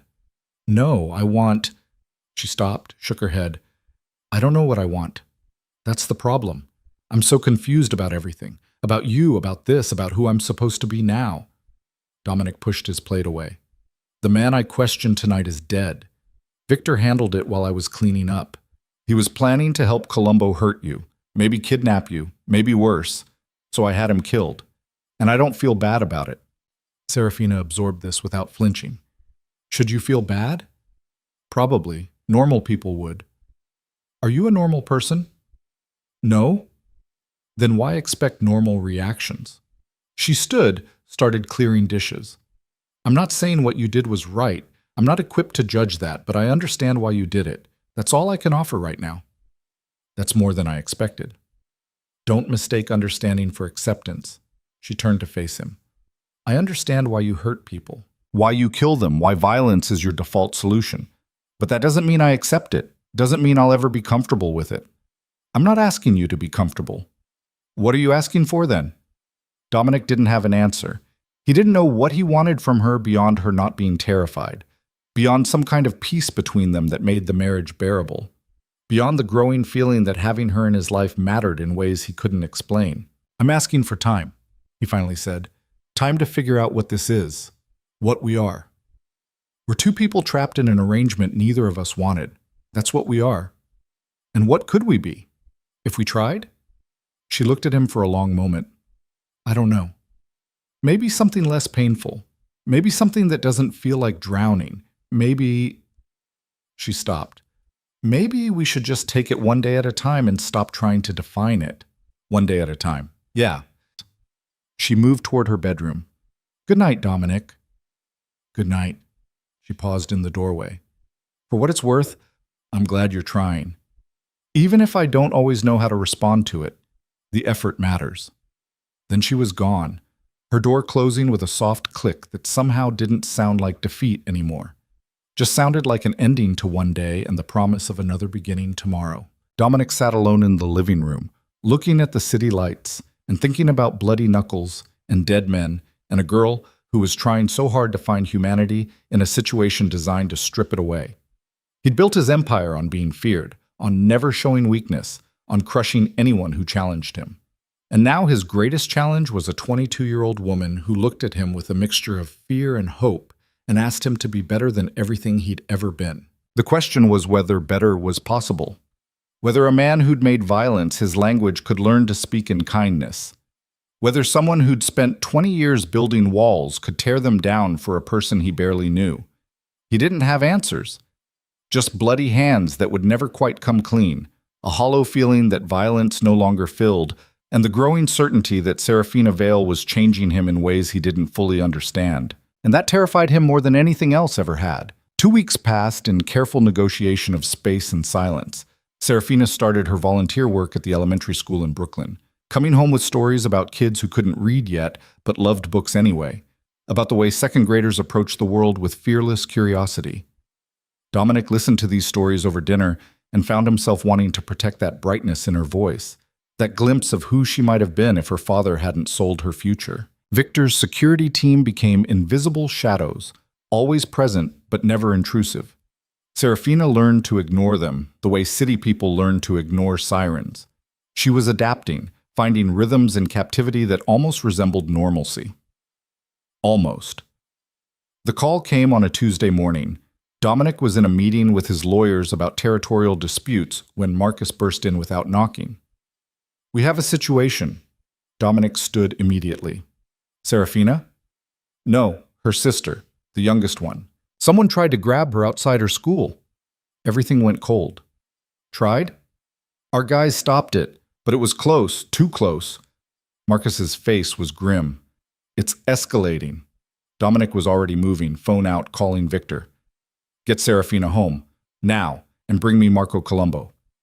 Boss, if we grab Marco, this becomes a full-scale war. Then we go to war. Nobody touches those kids. Nobody. He ended the call. Marcus was watching him with something like concern. You need to think about this. Really think. Starting a war over what? Over a 10-year-old girl whose only crime was having a coward for a father and a sister I married? Dominic grabbed his jacket. This is exactly what I told them would happen. They test boundaries. I respond with overwhelming force. That's how this works. That's how the old you worked. But you've got Serafina to think about now. You go to war, she becomes a target. Everyone knows that. She's already a target. They proved that when they sent me her picture, when they went after her sister. Dominic headed for the door. The only way to keep her safe is to make everyone so afraid of me that they wouldn't dare. Or you could negotiate. Find a middle ground with Colombo. There is no middle ground with people who threaten children, Victor called back within minutes. Serafina's secure. She's on her way back now, but she's asking questions. Tell her I'll explain when I get there. Boss, she's not going to take this well. She's already freaking out about her sister. Then keep her calm until I arrive. Dominic climbed into his car, the driver already pulling into traffic. And find Marco. I don't care what it takes. The drive back to the penthouse felt endless. Dominic's mind ran through scenarios, contingencies, all the ways this could blow up. He'd known marrying Serafina would complicate things. He'd known her family would become his responsibility whether he wanted it or not. But knowing something intellectually and dealing with the reality of a child nearly being kidnapped were different things. When he walked into the penthouse, Serafina was pacing like a caged animal. She whirled on him the moment he entered. Is Emma okay? They said she's okay, but I need to talk to her. I need to hear her voice. She's fine. She's at your parents' house with extra security. She doesn't even know anything happened. What do you mean she doesn't know? Someone tried to grab her. Of course she knows. Our guys stopped it before she saw anything. As far as she knows, some new bodyguards showed up to walk her home from school. That's all. Serafina stopped pacing. Bodyguards. 10-year-olds don't have bodyguards. This one does now. So does your other sister. This is insane. She pressed her hands to her face. This is my fault. I brought this into their lives. No. Your father brought this into their lives when he made deals with dangerous people. When he used you as payment for his mistakes. When he created a situation where your sisters became leverage. Dominic moved closer but didn't touch her. This is not on you. But it's happening because of me. Because I'm married to you. Because someone wants to hurt you and they're using my family to do it. Yes. And I'm going to make sure it never happens again. She looked up at him, fear and anger warring in her expression. How? By killing more people? By starting some kind of gang war that puts even more people at risk? By making it clear that there are consequences, that some lines don't get crossed. And you get to decide where those lines are. In this case? Yes, I do. Serafina walked to the window, wrapped her arms around herself. I want to see Emma and Sophie. I need to see them. Not yet. Not until we know it's safe. When will that be? When I've dealt with Marco Colombo. Dealt with. She turned to face him. You mean killed? Just say it. You're going to kill him. If that's what it takes. And if killing him makes things worse, if his people retaliate, if more children become targets, they won't. Not after I'm done. You can't possibly know that. I know how power works in this world. I know that strength is the only language people like Marco understand. I show weakness now, show that I can be pressured through your family, and it becomes open season. Every enemy I have will think they can hurt me by hurting the people you love.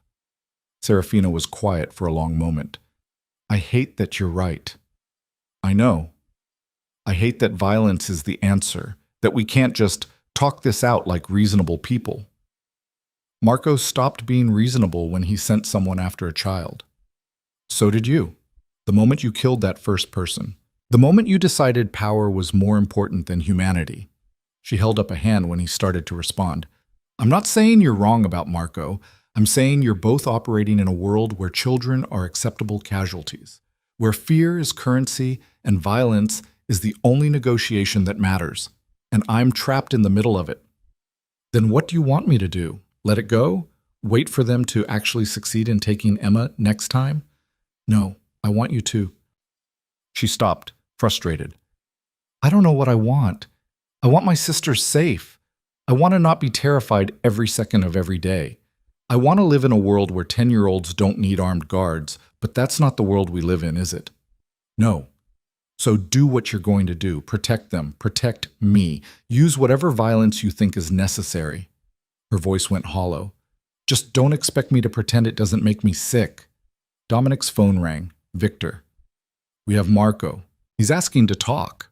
I'll be there in 20 minutes. He says he wants to meet face to face. Neutral ground. Just you and him. That's a trap. Probably. But he's offering information. Says there's something you need to know before you start a war. Dominic considered. Set it up. But I want eyes everywhere. He makes one wrong move, we end it. He hung up. Serafina was watching him. You're going to meet with him. Yes. Is that smart?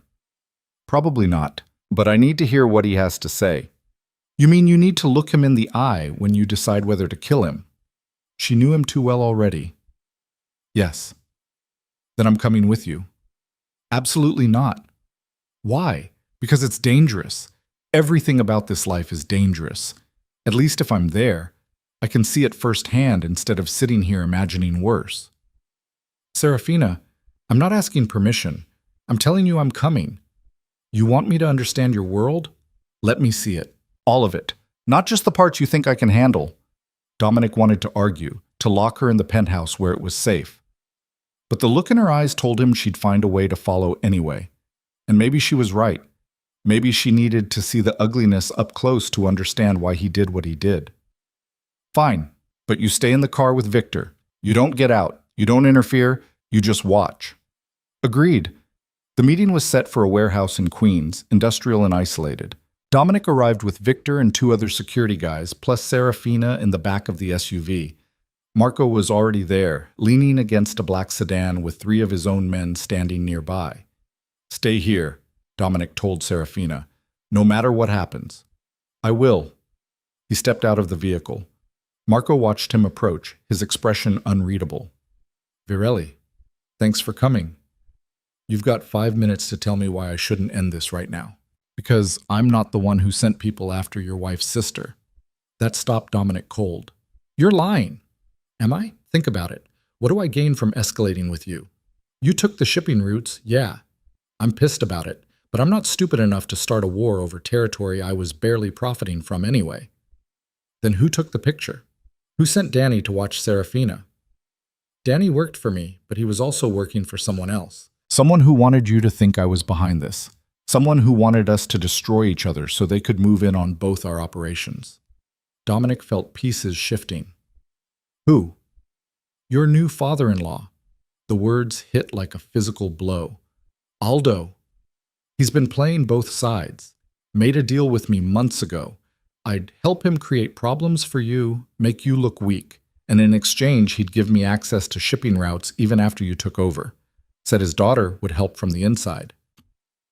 Serafina doesn't know anything about this. I don't think she does, but Aldo figured once you were dealing with external threats, once your marriage fell apart because you couldn't protect her family, the whole arrangement would collapse. He could void the contract, take back control, and I'd be positioned to take over your territory while you were distracted. Dominic's hands curled into fists. You have proof? Marco pulled out his phone, showed him a series of text messages. Coordinates, meeting times, plans laid out in careful detail, all from Aldo's private number. He sent Danny to take that picture. Told him to make it look like my operation. Then he arranged the grab attempt on the kid to push you into starting a war with me. Marco's smile was cold. Guy's willing to risk his own daughter getting hurt just to get out from under your thumb. That's some cold shit even by our standards. Dominic felt rage building, white-hot and focused. Why are you telling me this? Because I don't like being used, and because Aldo Val is the kind of weasel who makes us all look bad. He needs to learn there are consequences. Marco pocketed his phone. I'm not saying you and I are friends. We're not. But we don't need to be enemies either. Not over this. What do you want? I want Aldo handled, permanently. And I want a small percentage on the shipping routes, just enough to make peace. Dominic considered. Every instinct screamed that this was a trap, that Marco was playing him. But the evidence was there, the logic sound, and it made a terrible kind of sense. Aldo was exactly the type of coward who'd risk his own children to save himself. I'll think about it. Don't think too long. Aldo's got more moves planned. Next time, it might not be just an attempted grab. Next time, one of those kids might actually disappear. Dominic turned and walked back to the SUV. Serafina was watching through the tinted window, her face pale. He climbed in next to her. Drive. Victor pulled out. They were 3 blocks away before Serafina spoke. What did he say? Dominic pulled out his own phone, pulled up the contacts, found Aldo's number. Your father's been playing both sides, setting up attacks on you and your sisters to make me go to war with Marco, trying to destroy the marriage so he can take back control of his territory. No, he couldn't. Dominic showed her the screenshots Marco had sent, watched her face as she read through her father's messages, each one more damning than the last. Oh my God, her voice broke. He was willing to let Emma get kidnapped, to let something happen to her, just to get rid of me, to void the contract. But Emma, Sophie, his own children. Serafina's hands were shaking. What kind of father risks his own children? The kind who only sees them as assets, as leverage to be used. Dominic took the phone back. I'm sorry. Don't apologize for showing me who he really is. I should have seen it before. Should have realized when he sold me that his other daughters weren't sacred either, that none of us were actually people to him. What do you want me to do? She looked at him, and in her eyes Dominic saw something he'd never seen before. Not fear, not resignation. Something harder, colder. I want you to protect my sisters, really protect them, not from external threats. From him, from our father. That means taking him out of the picture completely. I know what it means. Her voice didn't waver. He'll keep using us, keep putting us at risk. As long as he's alive and desperate, Emma and Sophie will never be safe. Serafina, you're asking me to? I'm asking you to do what you do, what you're good at. Remove a threat. She met his eyes. I'm asking you to kill my father. The words hung in the air between them, stark and brutal. Dominic searched her face for hesitation, for the girl who'd flinched at his touch 2 weeks ago. But she was gone. In her place was someone who'd been pushed too far, who'd learned too quickly how little protection family provided when the family was rotten. You're sure? He tried to have Emma kidnapped. He's been orchestrating attacks on me. He sold me and then tried to destroy the one thing that actually came from it, you trying to be decent. Her jaw set. I'm sure. Once this happens, there's no going back. You can't unknow that your husband killed your father. I already can't unknow that my father tried to have his own daughters hurt. This just makes us even. Dominic pulled out his phone, typed a message to Victor. It'll look like an accident, heart attack. Nothing that comes back on you or your sisters. I don't care what it looks like. I just want them safe. The car pulled up to the penthouse. They rode the elevator in silence, the weight of what they'd just agreed to pressing down like stone.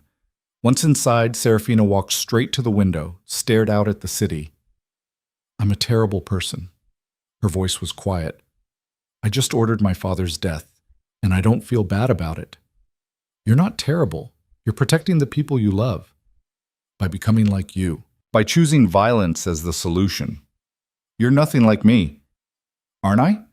I just made the exact calculation you make every day. Weighing lives, deciding who deserves to live and who deserves to die. Using power to solve problems. She turned to face him. The only difference is you've had practice. The difference is I chose this world. You were forced into it. Does that actually matter? The result's the same. My father's going to die because I said so. Because I decided his life was worth less than my sister's safety. Dominic moved to stand beside her, careful to maintain distance. If you want to change your mind, I don't. That's what makes me terrible. I don't want to change my mind. I want him gone. I want my sisters safe. I want... She stopped. I want to stop being afraid all the time. And if that makes me a bad person, then I guess I'm a bad person now. You're not bad. You're surviving. Is that what you tell yourself? When you kill people, when you hurt them, when you make decisions that destroy lives, you're just surviving? Sometimes, Other times I'm just being what I've always been. A monster. Yes. She turned to him fully, and for the first time in 2 weeks, she closed the distance between them. Stood close enough that he could feel her warmth, see the gold flecks in her brown eyes. I don't think you're a monster. You should. I know, but I don't. You've had every opportunity to hurt me and you haven't. You've protected my sisters even when it complicated your life. You're trying to be better, even though it goes against everything you know. She reached up slowly, giving him time to stop her, and touched his face. I think maybe you're just a person who's never had the option of being anything else. Dominic stood frozen, her hand warm against his jaw. It was the first time she'd touched him voluntarily, without fear or obligation. The first time she'd chosen proximity instead of distance. Serafina, I'm still afraid of you. I probably always will be. But I'm starting to understand you, starting to see that the monster parts and the human parts are all tangled up together, that you can be both terrible and kind, dangerous and protective, that maybe people aren't just one thing. What changed? I realized my father was worse than you, that the man who raised me, who was supposed to protect me, was willing to sacrifice his own children for money and power. While you, the man I was taught to fear, has shown me more care in 2 weeks than he did in 22 years. Her hand dropped away. That changed my perspective on monsters. Dominic's phone buzzed. Victor with an update. It's done. Vale's car went off the road on his way home, crashed into a barrier. He died on impact. Clean, like you wanted. Dominic read the message, felt the weight of it settling into his bones. He'd killed men before. Ordered deaths, carried them out himself, never lost sleep over it. But this was different. This was Serafina's father, however terrible he'd been. This was crossing a line that couldn't be uncrossed. He showed her the phone, watched her read the message, watched her absorb the reality that her father was dead, and it was her decision that killed him. She didn't cry, didn't react at all for a long moment. Then she nodded once. Good. When do we tell my sisters? Your mother will handle it. She'll call you tomorrow. It'll look like an accident. No one will know it was anything else. What about the funeral? You'll attend, play the grieving daughter. We'll maintain appearances. Appearances? She laughed without humor. My whole life has been about appearances. Appearing dutiful, appearing grateful, appearing like everything was fine when it was falling apart. I'm tired of appearances. What do you want instead? Truth. Even if it's ugly. Even if it hurts. She moved to the couch, sat down heavily. My father was a terrible person who used his own children as bargaining chips. He died because he threatened the wrong people and thought he could manipulate everyone around him. That's the truth. And I'm not going to pretend to mourn him. Dominic sat across from her, uncertain territory for both of them. Your sisters will mourn him. They're young. They don't know what he really was. Let them have their grief. Let them remember him as the father they thought they had. Serafina looked at him. But between us, let's be honest. He was a monster too. Just a different kind than you. What kind am I? The kind that knows what he is. That doesn't pretend to be something noble while doing terrible things. You're honest about your violence. He dressed his up as family duty. She pulled her knees to her chest. I think I prefer your kind. They sat in silence as the sun set, painting the room in shades of amber and shadow. Outside, the city moved on, oblivious to the death of one man, the transformation of a girl into something harder, the strange evolution of a marriage built on transactions into something that might eventually resemble understanding. I should feel worse about this, Serafina finally said. I should be crying or angry or something, but I just feel relieved. Is that wrong? I don't know. I'm not the person to ask about right and wrong. Maybe there isn't a right or wrong.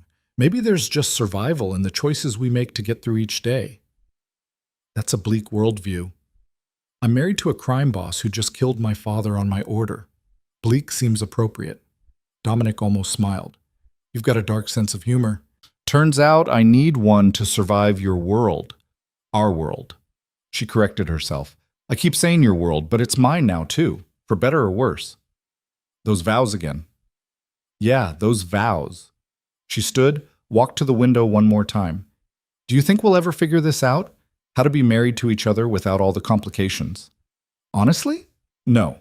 I think the complications are the point. We're too different from two different places. But maybe we can figure out how to live with the complications. That's not very romantic. We didn't have a romantic beginning. Why start lying now? She turned to look at him, and something in her expression was softer than before.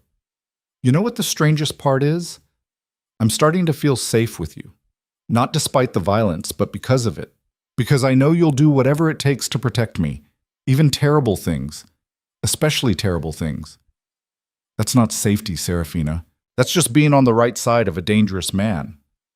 Maybe that's all safety ever is in this world, being valuable enough to protect, being cared about enough that someone's willing to be terrible on your behalf. She moved back to the couch but sat closer to him this time, not touching, but closer. Thank you for protecting my sisters, for dealing with my father, for trying to make this bearable. You thanked me for killing your father.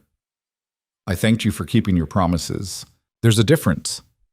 Dominic looked at this girl who was learning to navigate darkness with the same determination she probably once brought to teaching kids to read, who was finding her own kind of strength in a world designed to break her, who looked at him with clear eyes and saw both the monster and the man and chose not to run from either.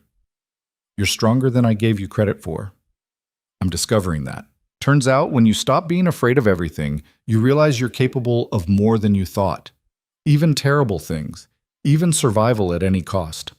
She leaned back against the cushions. My father always said I was weak, too soft, too emotional, too impractical. I think he was wrong. He was definitely wrong. Or maybe I'm only discovering strength now because I have to. Because this situation requires it. Because you showed me that surviving sometimes means making impossible choices. She looked at him. Is that what happened to you? Did you start out different, and violence made you into this? I started out afraid and powerless. Violence gave me power. Once I had it, I never wanted to be powerless again. And now? Now I'm still powerful, still dangerous. But for the first time, I'm wondering if that's all I want to be. What else could you be? Dominic didn't have an answer. He'd never considered alternatives. Never imagined a life beyond empire building and fear-mongering and the constant calculation of power dynamics. But sitting here with Serafina, watching her transform from victim to something harder and more resilient, he felt the first stirrings of possibility. Maybe he could be someone who protected without destroying, someone who used power for something other than accumulation, someone who might eventually deserve the tentative trust he saw growing in Serafina's eyes. I don't know yet, he finally answered. But I'm willing to find out. She reached out slowly, the same way she'd touched his face earlier, and took his hand. The gesture was simple but monumental, the first time she'd initiated contact without fear driving it. Then let's figure it out together. Two terrible people trying to be slightly less terrible. That's got to count for something. Dominic looked down at their joined hands, at the visible contrast between her smooth skin and his scarred knuckles, between her tentative trust and his bloody history. It shouldn't work. Nothing about this should work. But somehow, impossibly, it was starting to. The funeral was everything Aldo would have wanted. Expensive, performative, filled with people who'd hated him, but showed up anyway because that's what you did. Serafina stood between her mother and Dominic, wearing black and the appropriate expression of grief, playing her part with the same skill she'd once used to survive her father's house. Emma and Sophie clung to Catherine, genuinely devastated, and watching their tears made something twist in Serafina's chest. Not guilt, she didn't regret what she'd done, but sadness that they'd lost the father they'd believed in, even if that father had never really existed. You okay? Dominic's voice was low, meant only for her. I'm fine, just ready for this to be over. Marcus approached after the service, offering condolences that sounded almost genuine. Your father was a complicated man. That's one word for it. Serafina didn't bother pretending, not with Marcus, who knew exactly what Aldo had been. For what it's worth, you're handling this better than most people would. I've had practice pretending things are fine when they're falling apart. This is just another performance. Marcus studied her with new appreciation. You're tougher than you look. I'm learning to be. She glanced at Dominic. Good teachers. After the funeral, there was the obligatory gathering at her mother's house. Catherine played the devastated widow with Oscar-worthy commitment, accepting sympathy from people who saw through her act but participated anyway. Serafina watched her mother work the room and wondered if Catherine had known about Aldo's plan, if she'd been complicit or just willfully blind. Serafina, her mother cornered her in the kitchen, away from the crowd. We need to talk about arrangements. Your father's estate, the business interests, the house. What about them? Everything's in chaos. The lawyers say most of his assets were already transferred to your husband, that the marriage contract gave Dominic control over everything. Catherine's composure cracked. We have nothing. The house is mortgaged. The accounts are empty. He left us with nothing but debt. Serafina felt no sympathy. He made his choices. You could help us. Talk to Dominic. Surely he'd be willing to what? Give you money? After what Dad tried to do? Catherine's face went pale. What are you talking about? You really don't know? Serafina laughed bitterly. Dad was working with Marco Colombo, setting up attacks on me, on Emma, trying to start a war that would destroy my marriage so he could take back his territory and profit from it. He was willing to risk his own children to get out from under Dominic's control. That's not... He wouldn't... He would. He did. Dominic has proof. Serafina moved closer. So no, I'm not going to ask my husband for mercy for a family that sold me and then tried to destroy the one thing that came from it.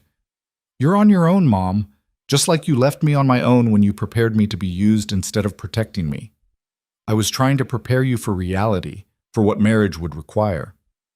You were trying to make me compliant, trying to turn me into property that wouldn't fight back. Serafina's voice went cold. Well, I learned, just not the lessons you intended. I learned that family doesn't mean protection, that duty is just another word for sacrifice, that the only person who'll actually protect me is the man you told me to fear. Catherine reached for her daughter's hand. Serafina pulled away. Don't. You made your choice when you sided with Dad, when you taught me to endure instead of teaching me to fight. Now live with it. She walked away, back to where Dominic stood talking with Victor. He looked at her questioningly. We're leaving, now. He didn't argue, just made their excuses and guided her to the car. Once inside, Serafina let out a breath she'd been holding for hours. That bad? My mother wants money, wants me to ask you for help because Dad left them with nothing. What did you tell her? That she's on her own, that I'm done being the solution to their problems. Dominic was quiet for a moment. If you want to help your sisters, my sisters are still minors. They're covered under the marriage contract's family protection clauses. They'll be taken care of. But my mother? She made her choices. She can live with them. You've gotten hard. I've gotten realistic. There's a difference. She looked out the window as the city slid past. Besides, I learned from the best. I'm not sure that's a compliment. It wasn't meant to be an insult either, just a fact. She turned back to him. Can we go somewhere? Not the penthouse. Somewhere else. Somewhere that isn't connected to any of this. Where? I don't care. Anywhere. I just need to breathe. Dominic gave the driver new instructions. They ended up at a park along the Hudson, the kind of place normal people went to walk dogs and watch sunsets. They sat on a bench overlooking the water, the city behind them, pretending for a moment that they were just two people instead of what they actually were. I keep waiting to feel guilty. Serafina spoke first. About my father, about ordering his death, but I just feel empty. Like something's missing, but I can't figure out what. That's normal. Grief is complicated even when you hated the person. Is it grief, though, or just the absence of something that was always painful? Maybe both. Dominic stretched his arm across the back of the bench, not touching her, but close. When my father died, I felt relief more than anything. Relief that he couldn't hurt me anymore. Relief that I was finally free. But there was also this weird sense of loss. Not for him specifically, but for the idea of what a father should have been. That's exactly it. I'm mourning the father I wish I'd had, not the one I actually got. She leaned back, her shoulder brushing against his arm. She didn't move away. Do you think we're broken? That we're too damaged to be normal people? We were never going to be normal people, not with the lives we've lived. But could we be? If we tried? If we just Walked away from all of it? You want to walk away? Serafina considered. Sometimes. Sometimes I imagine what it would be like to just disappear. Change our names, move somewhere no one knows us, start over completely. No violence, no threats, no constant calculations about power and safety. That's a fantasy. I know, but it's a nice one. She turned to look at him. Would you? If you could? If there was a way to just stop being this person and be someone else? Dominic thought about it honestly. I don't know. This is all I've been for so long. I don't know who I'd be without it. But lately, with you, I've started wondering if there could be more. If power and fear are really all I want out of life. What else is there?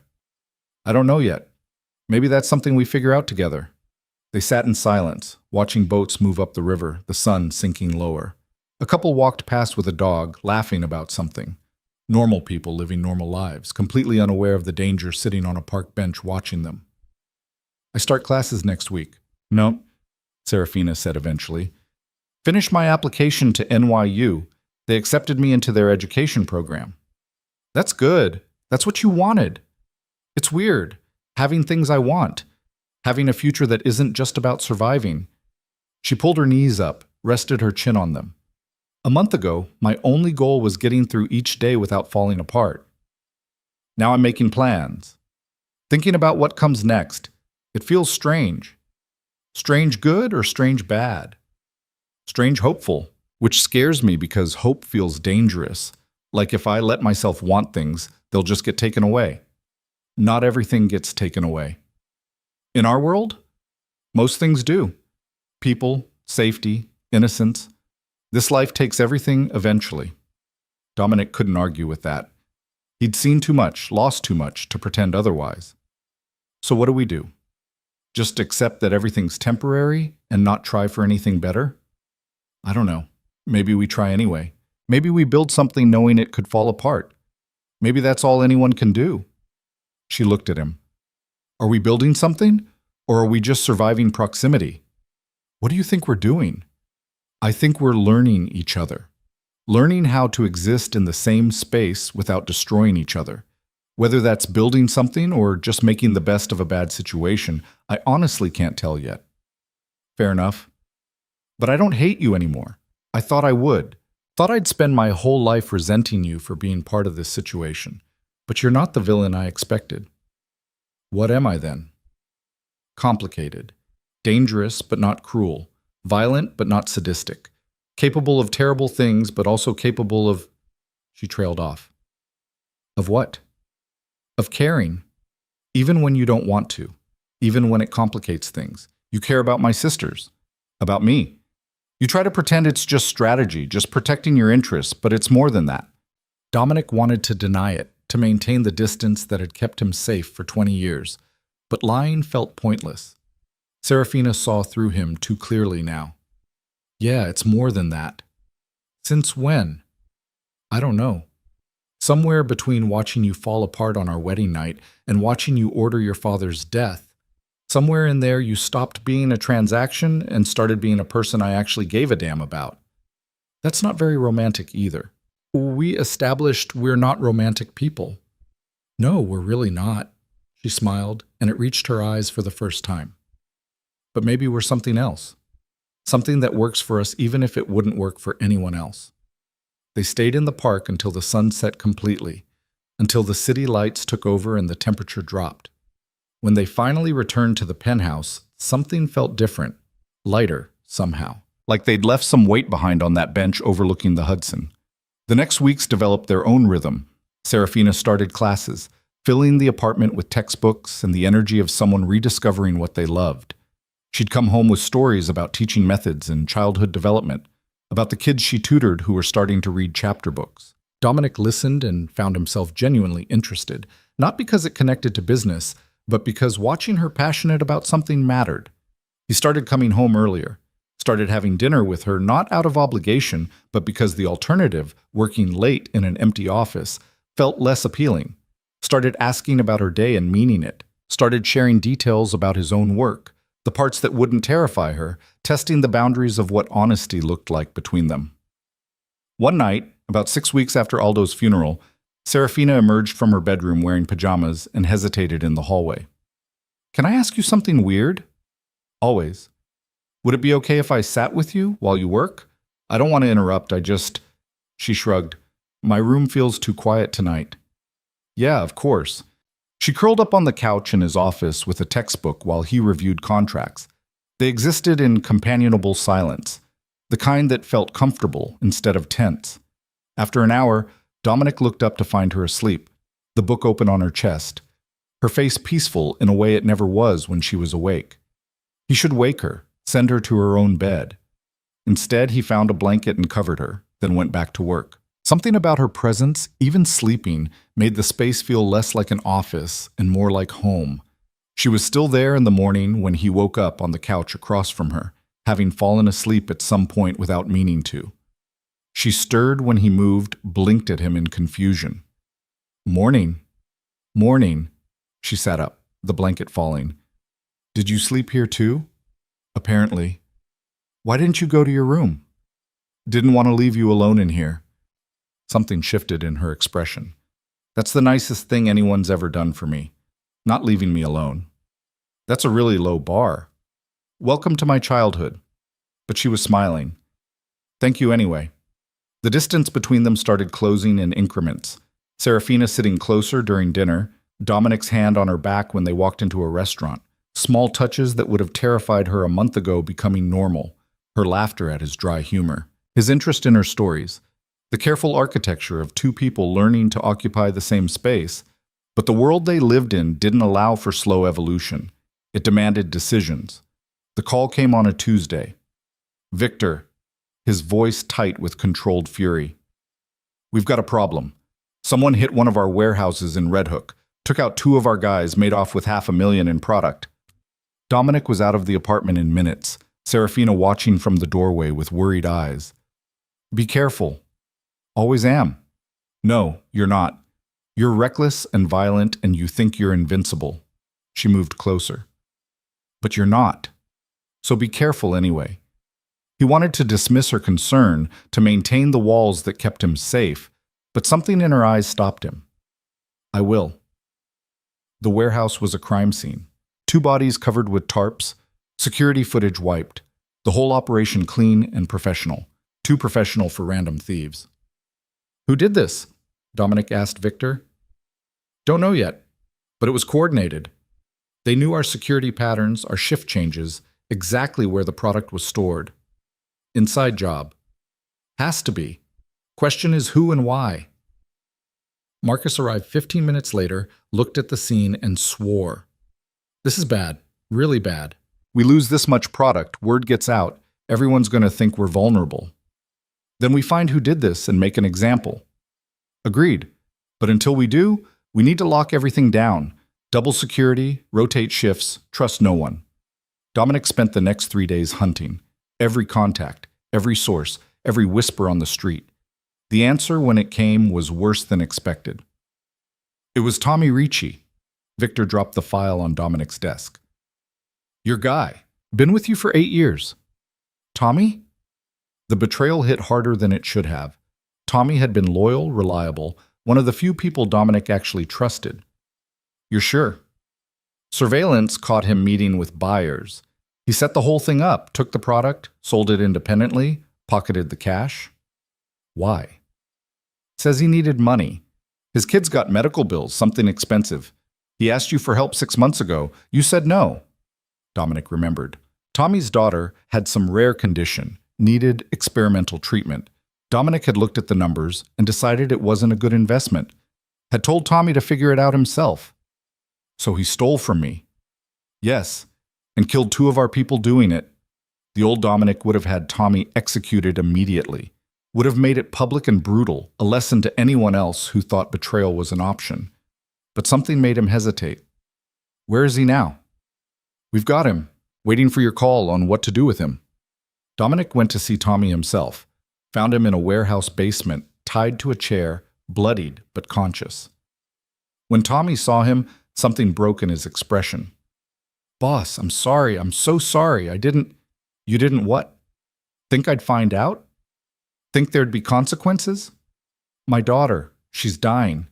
The treatment cost $300,000 and I didn't have it. I asked you, you said no, and I didn't know what else to do. So you stole from me, killed 2 of my people, betrayed everything. I know it was wrong, but she's my daughter. She's 8 years old and she's dying, and I couldn't just... Tommy was crying now. I couldn't just let her die. Dominic felt something crack in his chest. A month ago, he would have killed Tommy without hesitation.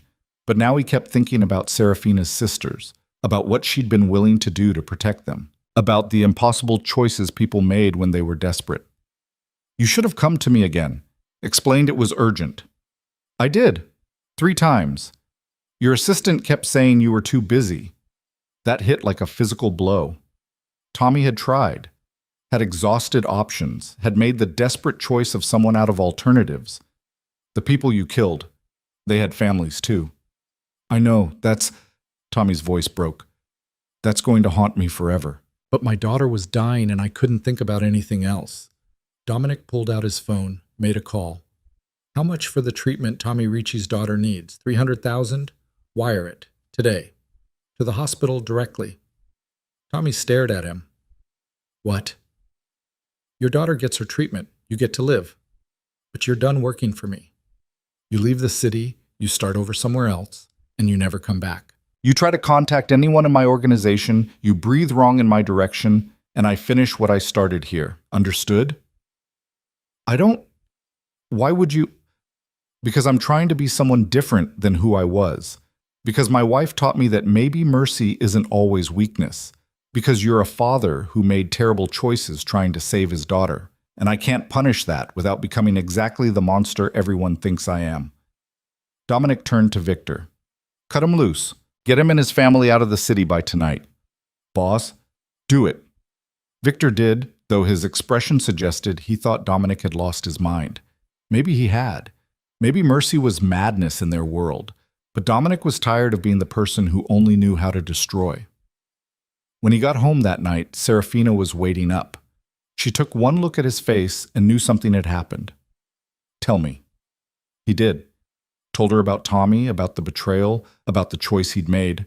She listened without interrupting, and when he finished, she moved across the room and hugged him. It was the first time she'd initiated that kind of contact, the first time she'd chosen to offer comfort instead of accept protection. Dominic stood frozen for a moment, then carefully wrapped his arms around her. You did the right thing. Her voice was muffled against his chest. Did I? I let someone who stole from me walk away, who killed my people. That makes me weak. No, it makes you human. It makes you someone who understands that people aren't just assets or threats, that they're complicated and desperate and trying to survive. She pulled back to look at him. It makes you someone I could actually love. Eventually. The word hung between them, huge and terrifying. Love. They'd never used it before, hadn't even approached the concept. But there it was, tentative and honest. Eventually? His voice was rough. I'm not there yet. I'm still learning you, still figuring out if I can trust this. But I could be. Someday. If we keep going like this. If you keep being this person instead of the one everyone expects. What if I can't? What if the old me comes back? Then I'll deal with it. But I don't think he will. I think you're changing. Maybe not completely, maybe not perfectly, but enough. Enough that I can see a future here that isn't just survival. Dominic pulled her closer, felt her relax into him. I don't know how to do this, how to be with someone, how to care about someone without it being leverage. Neither do I. We'll figure it out together. Make mistakes, fix them, make new ones. That's what people do. What if I hurt you? Not physically, but just by being who I am. Then you hurt me and we deal with it. But you're already doing better than anyone else in my life ever did. You're trying. That matters more than perfection. They stood there in the middle of the living room, holding each other, 2 broken people learning how to be less broken together. It wasn't romantic. Wasn't the fairy tale ending people wrote about. But it was real and honest and built on something more solid than illusions. The contract that had started this sat in a drawer somewhere, legal language binding them together. But what they were building now had nothing to do with contracts. It was choice. Messy, complicated, imperfect choice. Over the following months, they continued building. Serafina graduated, got her teaching certificate, started working at the same elementary school where she'd volunteered. She came home exhausted and happy, covered in marker stains and glitter, telling Dominic about 6-year-olds who'd learned to read their first sentence. He listened and found himself proud of her in ways that had nothing to do with ownership. He started transitioning his business, not abandoning it. He wasn't naive enough to think he could just walk away, but shifting focus. Moving money from purely criminal enterprises into legitimate businesses, using his power to protect instead of intimidate. It was slow, frustrating work that met resistance at every turn. But Victor supported him, and Marcus helped navigate the transition, and slowly the empire started looking less like a threat and more like a force that could actually do some good. They moved Serafina's sisters into the penthouse for a while when Catherine couldn't handle them anymore. Emma and Sophie transformed the space with their energy and chaos, and Dominic found himself enjoying the noise, found himself helping with homework and learning about middle school drama and becoming something like the uncle they needed. When Catherine finally hit bottom, drunk and desperate and alone, it was Serafina who extended mercy. Not reconciliation, not forgiveness, but enough help to get treatment, enough support to survive. Because that's what mercy looked like in their world. Not forgetting, but not destroying either. The marriage contract came up for review a year after the wedding. The lawyers presented it to Dominic with suggestions for renewals and modifications. He looked at the papers and thought about everything that had happened since he'd signed them. Then he shredded them. "What are you doing?" His lawyer looked panicked. "Ending the contract, voiding the terms, all of it. But the shipping routes, the territorial agreements, are mine regardless of whether I'm married to her. I don't need a contract to keep what I built." Dominic stood. "Send dissolution papers. Make it clean." "You're divorcing her?" "I'm giving her the choice. She never had one before. Now she does." He went home that night with the dissolution papers, found Serafina grading papers at the kitchen table. She looked up when he entered. "You look serious. What's wrong?" "Nothing's wrong, but we need to talk." He set the papers down. "Our marriage contract came up for review. I dissolved it." Her face went pale. You want a divorce?" "No, I'm giving you the option. The contract that forced you into this marriage no longer exists. You can leave if you want. No obligations, no consequences. Your sisters will still be protected, you'll still be provided for, but you'll be free." Serafina stared at the papers like they might explode. "Why would you do this?" "Because you never had a choice. Your father forced you into this marriage, and even though we've made it into something better, it was never your decision. Now it can be. You can choose to stay or choose to leave, but either way, it's your choice. And if I leave, then you leave. I'm not going to stop you. I'm not going to make it difficult. You deserve the freedom to decide your own life." She picked up the papers, read through them slowly. Dominic watched her process what he was offering, saw the war happening behind her eyes. Finally, she set them down. "I'm not signing these. Serafina, I'm not signing them because I don't want a divorce. I want to stay. Not because a contract says I have to, but because I'm choosing to. Because this thing we've built matters to me. Because you matter to me." She stood, moved around the table to face him. "I love you. I don't know when it happened exactly, probably somewhere between you destroying my father and you showing mercy to Tommy Ricci. But I do. I love you, and I want to stay married to you. Not because I'm trapped, but because I'm choosing it." Dominic felt something in his chest crack open, some final wall he'd been maintaining falling away. "I love you too. I don't know how to do it right. I'll probably mess it up constantly, but I love you. More than I thought I was capable of loving anyone." She kissed him then, for the first time. Not the obligatory brush at their wedding, but a real kiss. A choice. He kissed her back, careful and reverent, like she was something precious instead of something owned. When they pulled apart, she was crying. Happy tears this time, not afraid or sad. "So we're doing this? Actually doing this? Choosing each other? If you'll have me, even though I'm still dangerous and violent and probably always will be to some degree. I'm not asking for perfection. I'm asking for you, all of you. The terrible parts and the trying to be better parts. That's what I want." then that's what you get. They stood in the kitchen surrounded by graded papers and dissolution documents that would never be signed. Two people who'd started as a transaction and somehow become real. It wasn't the story anyone would have predicted, wasn't romantic in any traditional sense, but it was theirs, messy and complicated, and built on honesty instead of illusion. That night, for the first time since their wedding, Serafina didn't go to her separate bedroom. She took Dominic's hand and led him to his room, their room now, and what happened there was gentle and slow and full of the trust they'd spent a year building. It wasn't perfect. She still had moments of fear. He still had to remind himself to be careful. But it was real and chosen, and that made it worth more than perfection ever could. Afterward, lying in the dark with her head on his chest, Serafina spoke into the silence. Do you ever regret it? The marriage contract? The way we started? Dominic thought about it honestly. I regret what it cost you. The fear, the loss of choice, everything your father put you through. But I don't regret where it brought us, because I never would have found this otherwise. Never would have found you. Me neither. As terrible as it was, I can't regret it because it made me into someone stronger. Someone who knows what they want and how to fight for it. Someone who can love a complicated, dangerous man and not lose themselves in the process. Is that what you're doing? Loving a dangerous man? That's exactly what I'm doing. And you're loving a woman who's learned to be dangerous too. We're good at that, making each other stronger instead of weaker. Yeah, we are.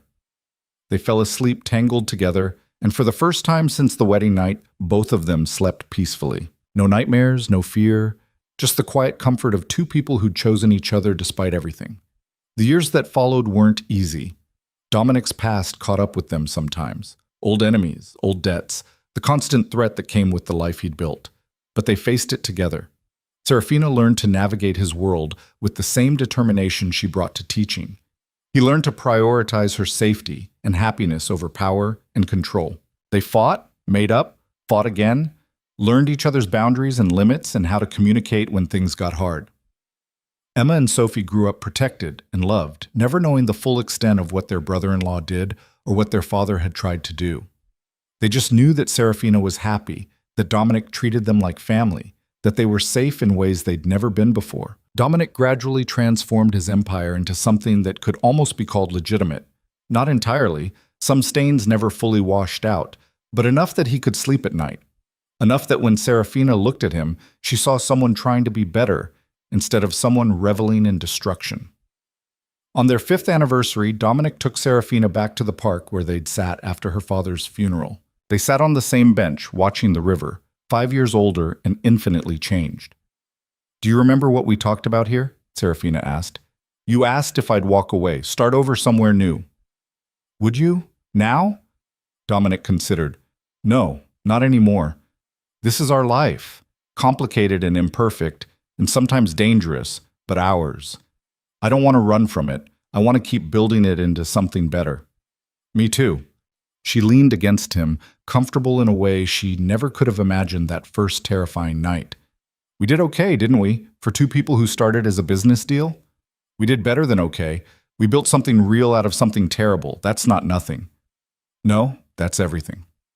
They sat until sunset, just like they had 5 years ago. But this time when they left, they went home together.